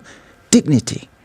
That even a boy or a girl, a little boy, a little baby, had dignity. And that dignity was held. And that's why, sorry to give this example, it's not very good, but you remember that if a mother dropped a baby, she got a beating. From the father, from the father of the child, and to be honest, it doesn't make, it's an accident. But there was that value that this child is so valuable that because of carelessness, you cannot be careless. And that was one of the things I remember my father telling me. Okay, there are things which you speak about, shouldn't happen, but in those days, if the man is disciplining his wife because of dropping a child, very few people will come to rescue the mother. But obviously now we don't go that way. And it's important to value what was it. So the dignity was so strong, so felt that even the crooks, I mean, we didn't have, we didn't take life directly. Hanging in Africa didn't exist. What was happened is that you were thrown into one, you're ostracized, you're thrown out, and you're given the worst punishment was a punishment that would be pretty bad, but there was never punishment that took life. That's quite strong. So they are good values, and what we have to do is to now highlight them. When these counter values come to us and contrast the values that we had, and contrast now the values that we have internalized within our Christianity, the African values, the Christian values have met. And we normally speak about they meet at the level of the natural law, and then they have been raised up to say, hey, this is what builds us to be better persons. Now, when someone comes and says, no, there's another value. There's another value. I always give the example of incest, for example. Incest, unfortunately, is quite a bit now, even in Africa, but it was tremendously taboo. But that was so taboo that a man lost everything, or a brother or a son who was involved in this lost all values in society. Actually, he was ostracized. It was very.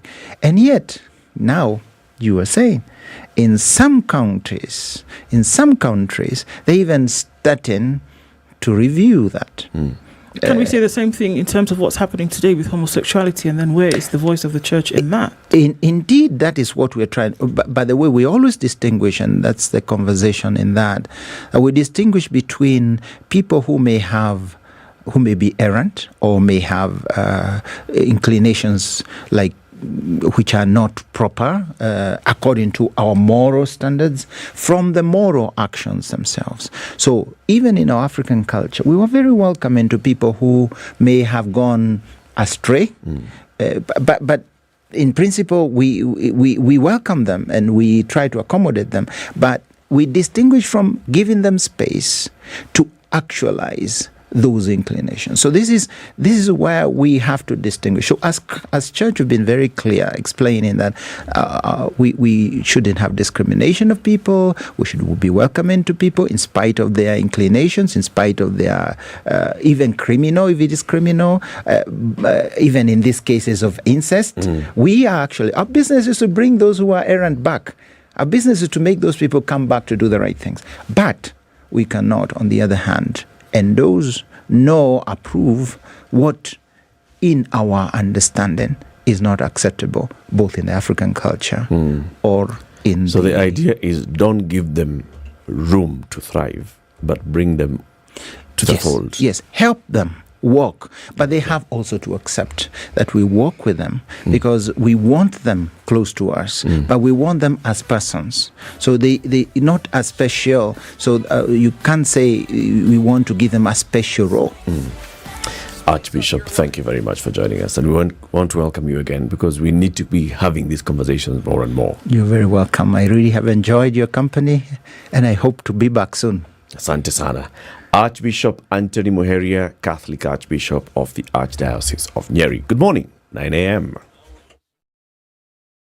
The arrest and prosecution of the officer who shot dead a third-year Maseno University student. The student was shot in the neck during the Azimio La Umoja demos in Maseno. The governor, in a statement, said the officer shot the literature student without any lawful cause. Nyanga said the student was murdered in cold blood as he and his colleagues were demonstrating at Maseno Center over the high cost of living. According to a police report, during the protests, they invaded the Sairam supermarket in Maseno town and other business premises along Kisumu Busia Road. The report further indicated that they went ahead and lit bonfires and barricaded stones, forcing the police officers to shoot on the air live bullets.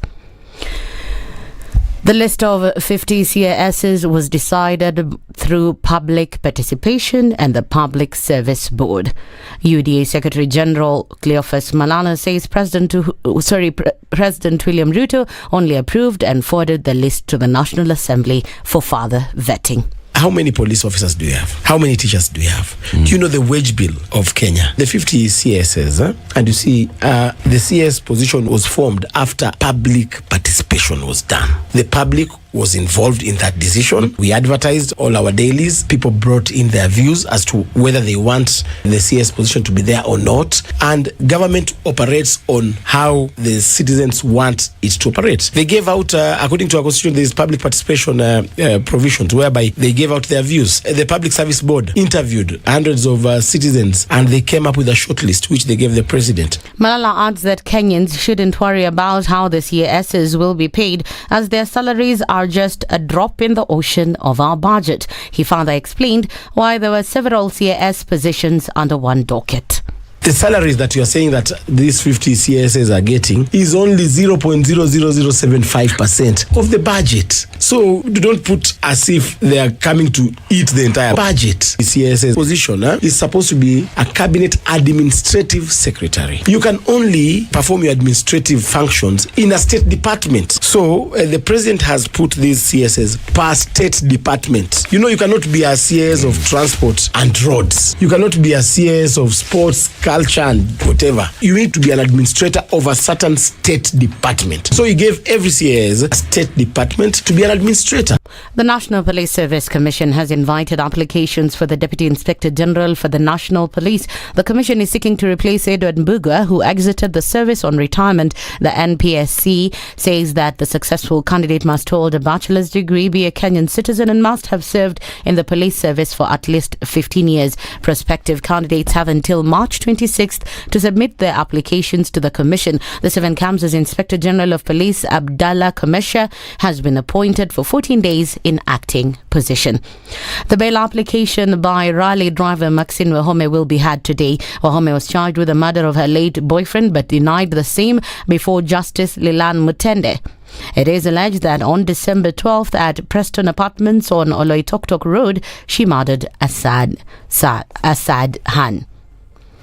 And at the same time, the High Court will today give directions in a case in which former Nairobi Governor Mike Sonko sued Azimio leader Raila Odinga for declaring Monday a public holiday. Last week, Justice Edwin Ongudi said there is a laid-down procedure for the declaration of public holidays in the country. Raila made the declaration as he stepped up efforts to pile pressure on President William Ruto's regime. The holiday, he said, is to allow Kenyans to participate in planned demos with a destination set for the State House. But the court, after perusing pleadings filed by Sonko, said they'd not found any Gazette notice by Interior Cabinet Secretary declaring Monday a public holiday as per Section 3 of the Public Holidays Act. And on the international scene, police in major US cities are preparing for potential unrest in case ex-President Donald Trump is arrested this week as part of a hush money inquiry. Authorities in New York, Washington, D.C.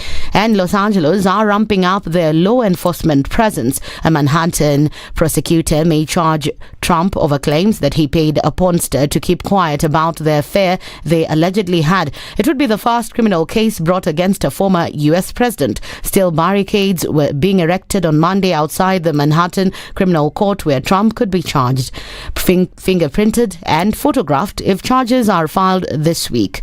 That's the Newswire. I'm Leah Ubaga.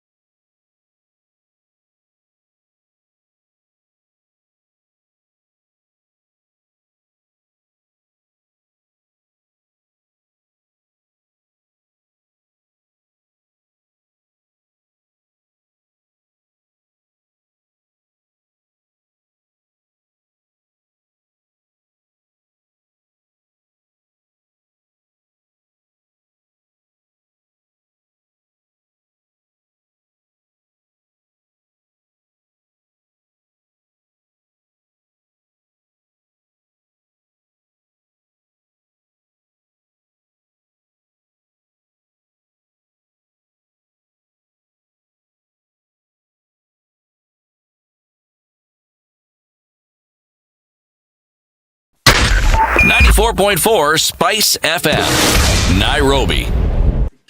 All right, so a few minutes after 9 o'clock, and we're still looking at traffic in certain parts of the city this morning. Still heavy in the CBDs, where most of it is coming into Jogger Road, still doing that thing. And we're looking at Landis. Some of the traffic is so heavy that it's going on towards Lusaka Road, in and outbound. Seems like it's going to continue for some time. Also coming off Gong Road, as well as James Gishuru going into that area. Coming off the Thika Superhighway still continues as it does on Limuru Road this morning. SpiceFM MCAs, keep sending it there. Let's see what happens in a short while. Keep things moving.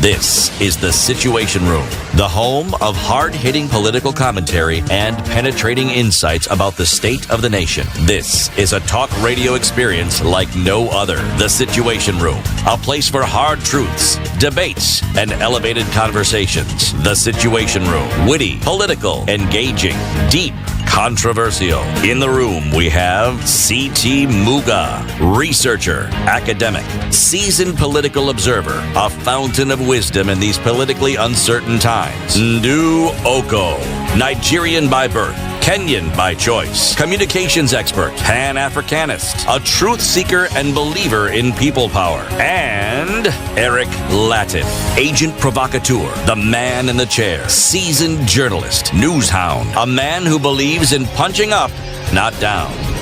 This is the Situation Room. And we are on to the final hour of Kenya's biggest conversation today. And just like we've been telling you, remember, if you'd like to own a home and you're thinking of owning a home within Nairobi County and you want to own a home within a place that's close to a ample children's playing grounds, ample hotel facilities, a large shopping complex that has access to very many shops of all kinds, very many eateries of all kinds, and you want to be in close proximity to big hospitals, in close proximity to schools, to universities, in close proximity to government offices. In fact, there are government offices that have even moved just in that neighborhood. Think no other place than Two Rivers. So if you want to think of, purchasing any of the homes that Centum Real Estate has come up with at Two Rivers, various types of apartments, and you'd like to get more information about them, just text the word Two Rivers to 22365. That's Two Rivers to 22365. What you will do is you will receive an automated response immediately that tells you, thank you very much for your interest in knowing more about us. Here is more information about Two Rivers. They'll tell you. So you can call us on these numbers. You can get the brochures on these numbers. This is how you can get in touch with us and call them, speak to them. They'll walk the journey with you. They say it's only just about having a conversation, right? Walk into it. It's Two Rivers Mall. We want to have a conversation about money growing on trees.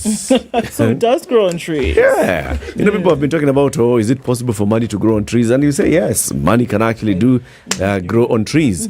And Isaac Kalua, who is Isaac Kalua Green, the CEO of Green Africa Group, is our guest for the next 1 hour.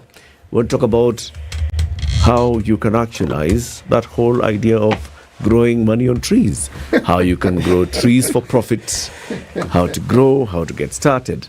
Good morning, Isaac. Good morning, my brother. You're well, Eric? I am very well. Good to see you again. You guys are champions. You are the unsung heroes of this nation. And receive greetings from one Dinda Kal, my baby sister girl. And she says that you guys are the best studio, the best discussion in the morning.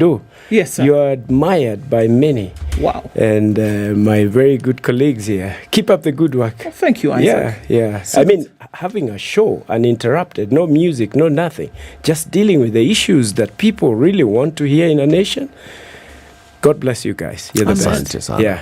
Keep up doing that. Good to have you here. Thank you. So, in fact, when we promoted and said Isaac Kalua is coming, we said, hi, Isaac Kalua is now officially green. Yes, it is. Because green has 3 meanings to me. Yes. And the first one is kindness. The second one is sustainable livelihoods. And the third one is passionate environmental conservation. Passionate. We need to have a direction in life, a strategic plan, an idea of why you exist, so that when people see you, it's not about money. I'm in business. I started business when I was age 19. By 21 years old, I was already flying out of the country to sell handicrafts and things. But I don't want to be remembered for business. I want to be remembered for what I stand for, green. That is the reason why I changed my name. And luckily, just about a month or so before my father passed on, actually 2 weeks, I asked him, Dad, this is what I exist to do. I feel that I need to change my name. And he asked me, so what name do you want to change to? I told him Green. After all, everyone calls me Green. Do you mind? And I remember that sign on his face. He said, go ahead. And so it became my surname. And that's all I would like to be remembered for. Not for making money, not for doing things. I enjoy mentorship, working with the youth, making things that can make an impact in the world. And that's all I would like to be remembered for. Not out of the motorcycles that I make 180 per day, not because of great things that people would want to. No. It is do things for God's glory, period. The rest... tenda wema uende zako mzee. Kabisa. Yes. You'll tell us about Green Africa Group. You'll tell us about, thinking green and going green. And now there's a whole government push for us to go green and to plant trees. And everybody's thinking, all right, so plant trees and then what? Now you'll tell us. City has the day's proverb and is going to welcome you with the proverb. Wow. Yes, our proverb. Can you see how he looks African? Man. Thank you. How easy it is to defeat people who do not have kindle fire for themselves. Wow. How easy it's a Kenyan proverb. Yes. Wow. People who don't have kindle fire for themselves can easily be defeated. Very easily. Yes. What do you say of that? We got to have a mission in life. You got to know why you wake up every day. You got to do your best without having to look behind who is following you, because you did nothing but your best for the day that God gave you. And that is the fire that you must have. It must be internal going out. It must excite yourself before you even excite others, because once you lose that one, anything is like just not knowing where you're going, so you never lose the road. So if you don't have purpose, you can easily be swayed. As simple as that. That's a good one. It's keep it up. Deep. It's a good choice of the theme of the day. Very deep. Asante sana. Isaac, Green Africa Group.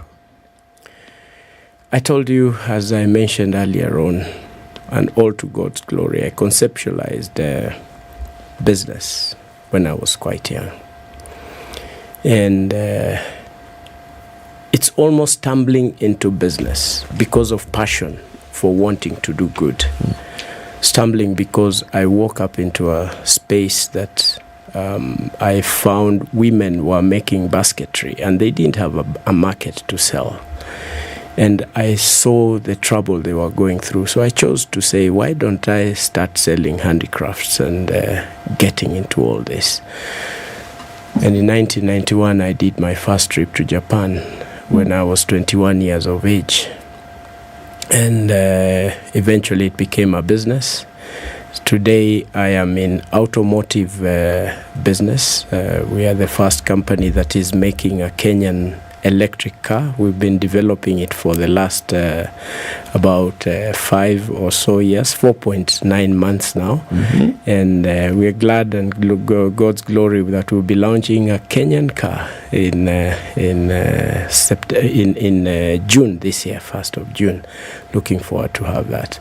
We are in automotive, so I'm part of Honda and so many, but I believe this is not what I want to talk about. We are in the automotive sector. We have 14 different units split in automotive into the business of hospitality and home and furnishings, the environmental sector, and what is most important and excites impacts me is the space that I have chosen, or the group has chosen since 1991 to be an impact in Green Africa Foundation is supported by the Green Africa Group together with other partners. This is the organization that 2.5 weeks ago was voted by Kenyans the best environmental organization in Kenya. How humbling can it be to the glory of God? The St. Stephen's Ministry is another impact space, and what I do in church, singing and doing what we must do because God gives us an opportunity to be a blessing to many other people do. And thirdly, we have an impact space that we have created, and a political party that's called the Green Thinking Action Party. It's not business as usual. We're not competing with anybody. We're just doing good. Right. And you would be so excited by the members of the Green Thinking Action Party, what they do, what they stand to do, and the space that they stand to be counted. So this is the Green Africa Group doing what is good for common good and for God's glory. And we continue to do these things, and I welcome you to visit greenafricagroup.org and all the other institutions. One of the biggest impact space is the Plant Your Age campaign that has been taken up by Kenyans. When Wangari Maathai passed on, I called on Kenyans to do 71 trees in her commemoration, which was started by the current president. He did the first Wangari Maathai Green Corner at the University of Nairobi Kabete campus, and then we later on it was adapted, and people came back and say, hey, we have done for Wangari Maathai. So it turned out to plant your age. So if you're 35 years of age, plant 71 trees and protect them to maturity and let there be a reason. So you're planting double your age? You can do that, because once you start that, then you realize there's a forest that you have not planted. Started counting. My God. So simple things. Life is about simple things that you do them for God's glory, and you stand to be counted. You and benefit a lot. You can create your own ecosystem of doing good, and just get guys like you, the idea CT, is now. Eric, and do here, and we just decide to do good. Right now, I just met with Bishop Moheria, and he reminded me something that we always remind each other. You're doing good? Yes, I'm doing good. Do good in your space, I'll do good in my space. Together we will do good for common good. That's all. Yeah. Indeed. So, I mean, look, obviously it's green, and we're thinking about the environment. It's planting trees. It's doing other things, I'm sure, Isaac. What are some of those other things that have happened towards the environment that you have been doing and that you want to continue doing? First of all, is growing trees, not just planting trees. Sure. You'll find that about 90% of the trees that have been planted in our country have died. 90%. We report very big numbers. This year we are going to plant 150 million trees. This year I'm going to plant so many trees. But because of our culture, and I'm glad to talk about this, we lack ownership. People don't take responsibility of why? Because first of all, the seedlings were given to you free of charge. So you don't have a feeling. You just got a plant, and if they grow, fine and good. You don't even have the knowledge to to dig the right size of a tree. You don't have the knowledge of getting to do things the best way. You don't have the knowledge to plant which tree to plant. But you see, a tree is just symbolic of so many things that you can be able to do, whether in business, whether in employment. A tree gives you a total example, and I am sure that we are going to talk about this. But I mean, the people that I work with, including the youth, I show them how to make money, green money. I want to be surrounded by millionaires, billionaires, young people who have a purpose in life. In 2015 or earlier thereabout, I just decided, and I found that I'm not communicating. People don't understand what trees are. Trees is money. I like the way you're putting it. And Susan, my dear wife, whom I'm sure you'll bring her here one day maybe to speak, we agreed that we grow trees, seedlings, and sell them. And I told her something that sounded ambitious. I just want to buy a Mercedes-Benz, not because I want a Mercedes-Benz, but because I want to show the youth of this country that you can actually dirtify your hands and drive a Mercedes. Get something that we all aspire to do. And 9 months down the lane, hundreds of thousands of tree seedlings, got some money deposit, went ahead to try and bridge the gap in a way that was also supported with further tree seedlings that we grew. We bought a Mercedes-Benz. And you proved KAS 988J. Gold color. With very lively and nice rims. And I knew that I'm driving this not because I want to drive a Mercedes necessarily, because that's not what I drive today. I later on had an opportunity to meet youth at Safari Park, and I made, as a chief guest in the discussion, I made my presentation. After everything was done, I dangled a key of a Mercedes. The meeting came to an end. Everyone wanted to go out and touch and feel and see whether it is actually a true Mercedes. My point was home. How big was today? How big was the nursery? Well, nurseries, you can produce a nursery of 100,000 seedlings in less than an eighth of land. But mine then, of course, is just about a half an acre. And you can do that. Kenyans don't know. Many of them don't know that you can produce as many fruit trees as possible in the millions and sell them all, not for lack of market. But when you do just like 10,000 or 3,000, you don't make any, you don't attract the customers, you don't attract the corporates, you don't attract the numbers that you need to have. So, and there are unique seedlings that you can be able to grow. I like the way you put it, that money grows on tree. Yes, it actually grows. There are places, there are people who live around forests, people who actually can simply wake up as youth in an organized space and collect seeds, what is called the crown picking, and be able to package this, working with Kenya Forestry Research Institute, KEFRI and KFS, package these seeds, and you're able to sell 1 kilo for 1,000 to 6,000 shillings, depending on the type of tree that you're talking about. There's money that can be made in institutions. Just going to an institution, you have your book of knowing this type of a book, you're an expert and you're of all this, and you name the trees and you have a job immediately. You have places that you can grow seedlings. You have mangoes that you can grow and sell, because it's this year's theme, I'm sure we're going to talk about that, International Forestry Day, is about trees and health. There is so much that you can grow for herbal. There is so much that you can grow in medicinal trees that you can make a lot of money. There is a lot of examples that can be grown every day. So this keeps inspiring me, and I believe that what would make our country grow, just like Singapore did and many others, is ensuring that we have what is called meritocracy. We can have what is called pragmatism, being practical, and honesty. If we are honest and you can be trusted by your fellow colleagues, fellow Kenyans, youth can look up to you, you will be able to drive people in a direction that is going to be a blessing to them. So I keep doing these things. You just need to ask, what have I done this week? We talk about emissions.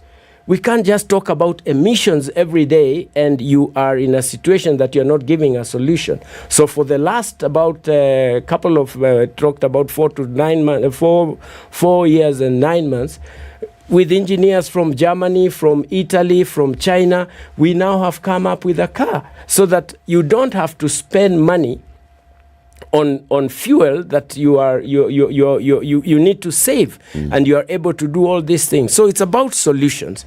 And for the 10 years, as I finish on this point, with the Green Africa Group, what has made me keep going are 3 things.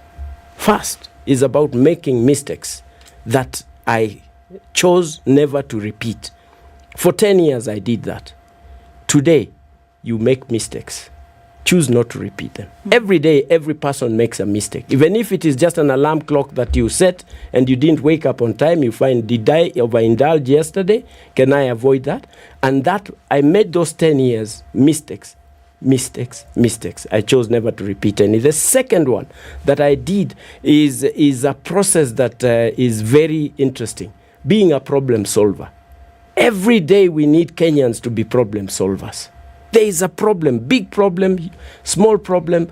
I made solutions with the Kenya Water Towers when I was the chair of Kenya Water Towers. There are solutions that I chose to work with my team to be able to help us understand what it is. Thirdly, what has made me keep going is the fact that I chose to respect people.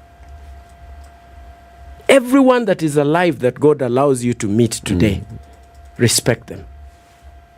Whether they mean anything to you is not about money. There is a reason why God has put them there.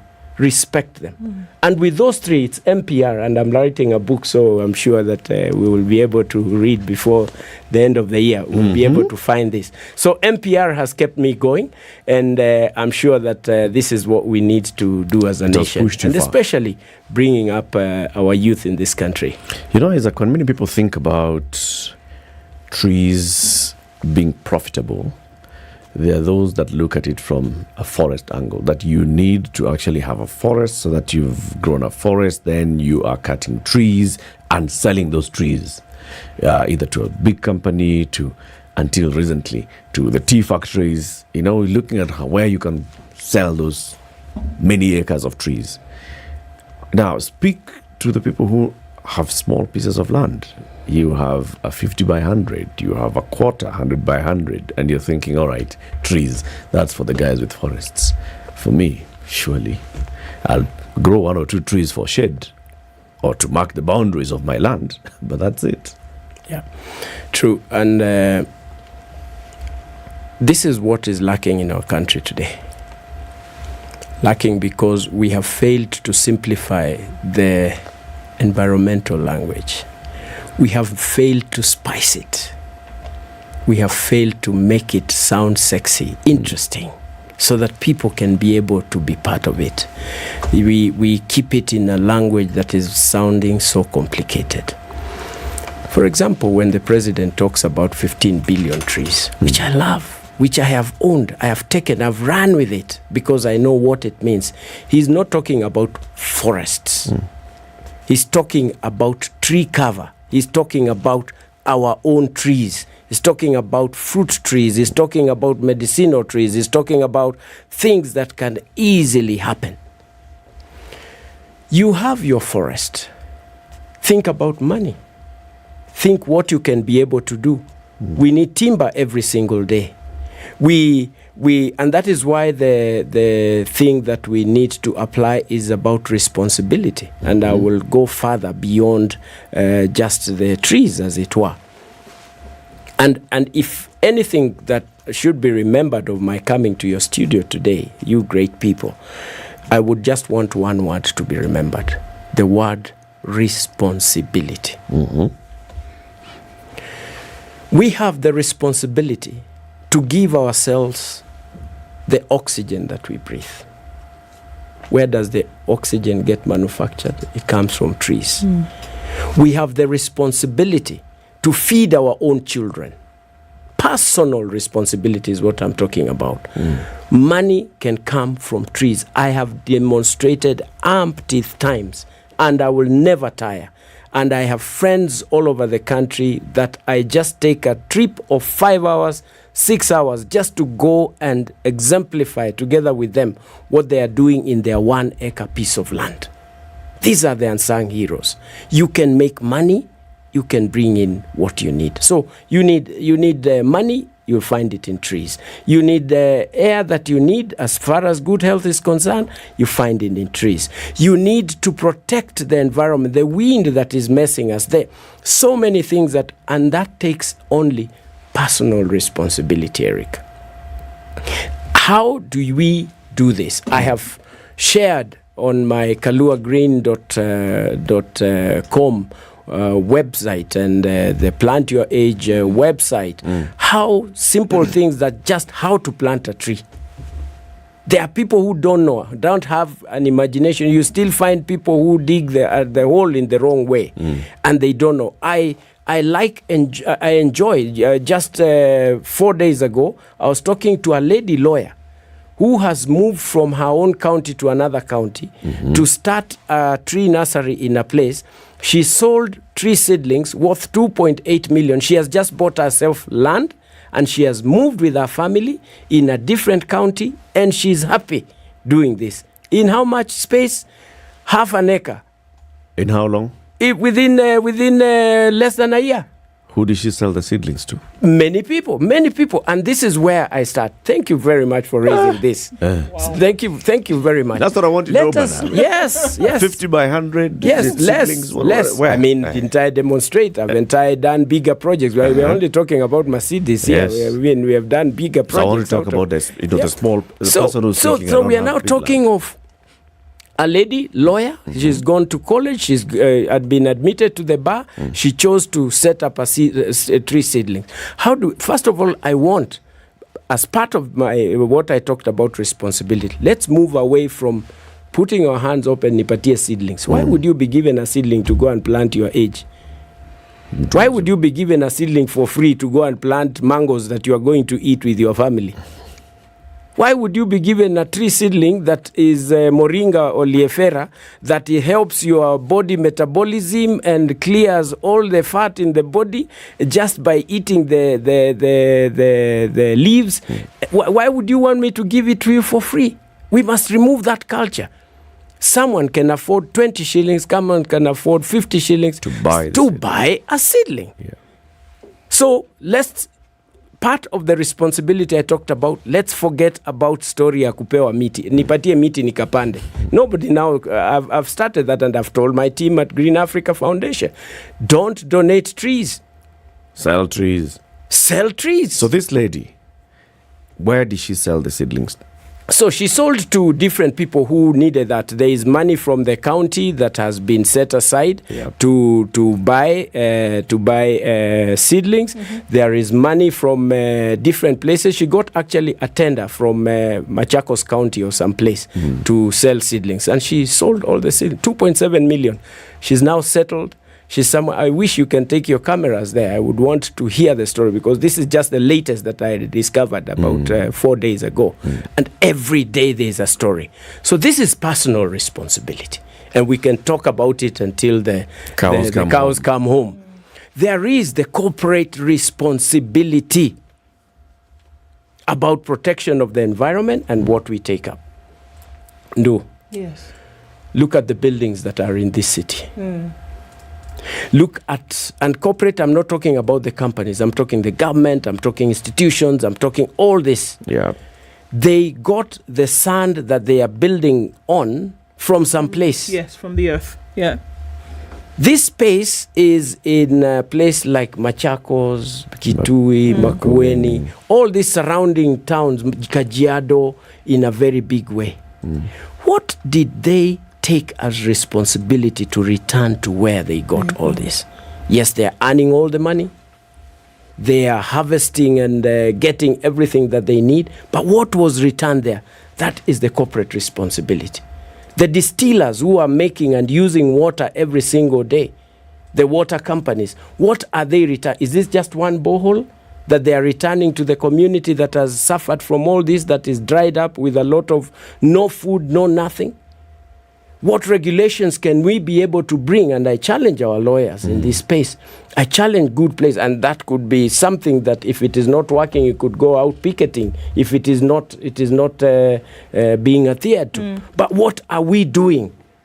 What is the responsibility of the corporate to return to this place? That is where the money of the seedlings that I'm saying, don't give them out for free, lies. That's where it comes.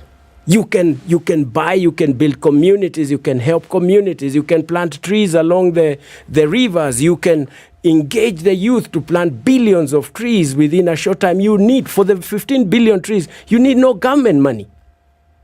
Zero. You need no budget from the public.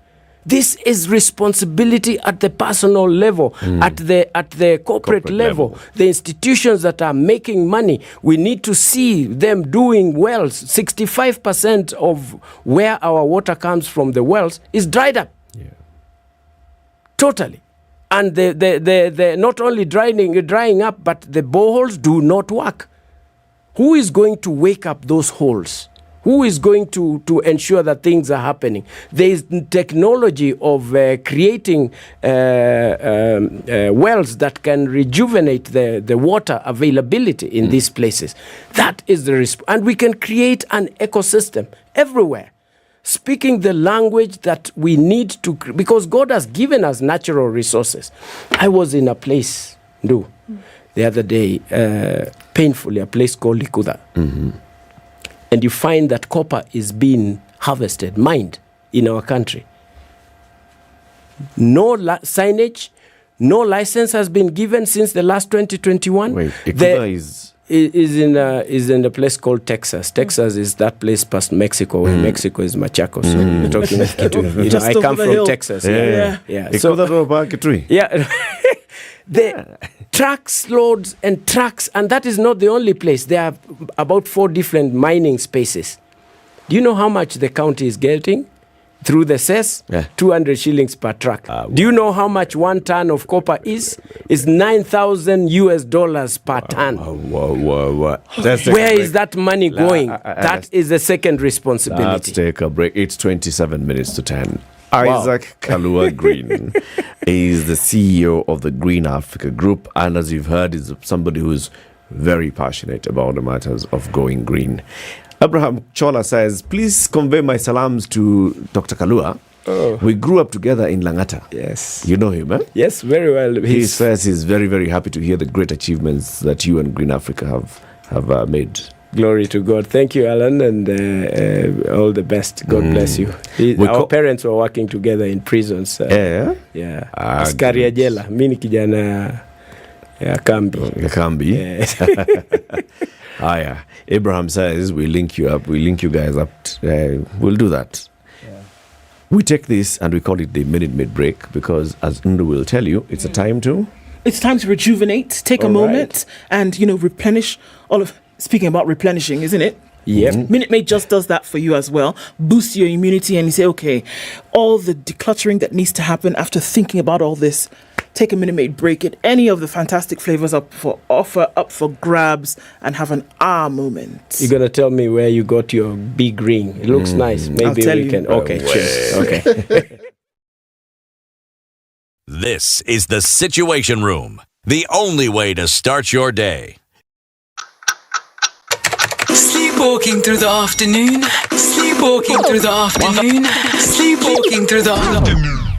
Don't live life on repeat. Enjoy your break moments with Minute Maid Delight, a treat that awakens your senses and fills you with vitality. So fill those break moments with the indulgent sensations of Minute Maid, featuring delicious mango, tropical and apple flavors. Minute Maid, filled with life. All right, so we're looking at partly cloudy conditions still in Nairobi. The sun is peeking through those clouds, going to highs of 22 today. We'll see highs of 21 in Nakuru. It's cloudy at 15. It's 15 and cloudy. Nyeri going to highs of 23. And Eldoret will see highs of 22 today. Mostly cloudy at 26 in Mombasa. And we're looking at cloudy conditions in Malindi as well at 27. It's 19 and cloudy in Kisumu and 18 and cloudy in Kakamega. It's 18 and cloudy in Kampala, going to highs of 25 today. And Dar es Salaam will see highs of 28. Johannesburg is sunny at 16 and we'll see highs of 27. And highs of 33 in a mostly clear Lagos. 24 and sunny in Kinshasa, highs of 31. And it's 18 in Beijing today, going to highs of 20. Rain showers at 9 in Paris and light rain at 9 in London. It's 6 degrees and clear still Monday night in New York. Coming into Tuesday, we'll see highs of 15 and lows of 5.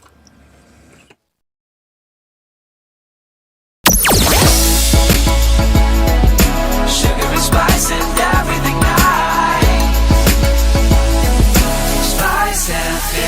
Spice up your life. New highway going out into the city from the Nyayo Stadium roundabout. We're seeing some traffic, and it's still very heavy on Lunga Lunga. Still continues to spill over to the Likoni interchange, and Jogo Road very busy this morning. Lusaka, all that joining in heavy traffic. Still pretty heavy coming off the Thika Superhighway, and where people did not go yesterday, they are going today. It's clear. Also, James Kishiro busy as well, coming off of Wayaki Way. Traffic continues for some time this morning. Through the morning, talk to us on SpiceFM KE on Twitter.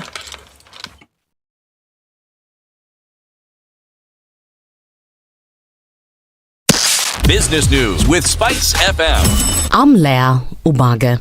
Kenya Power is negotiating repayment terms of $2 denominated loans estimated at 6 billion shillings in a bid to ease the increasing headache of debt servicing amid the weakening of the local currency. The firm's chief financial officer, Stephen Vikiru, said that negotiations are at an advanced stage crisis that has hit the economy and ballooned Kenya Power's commercial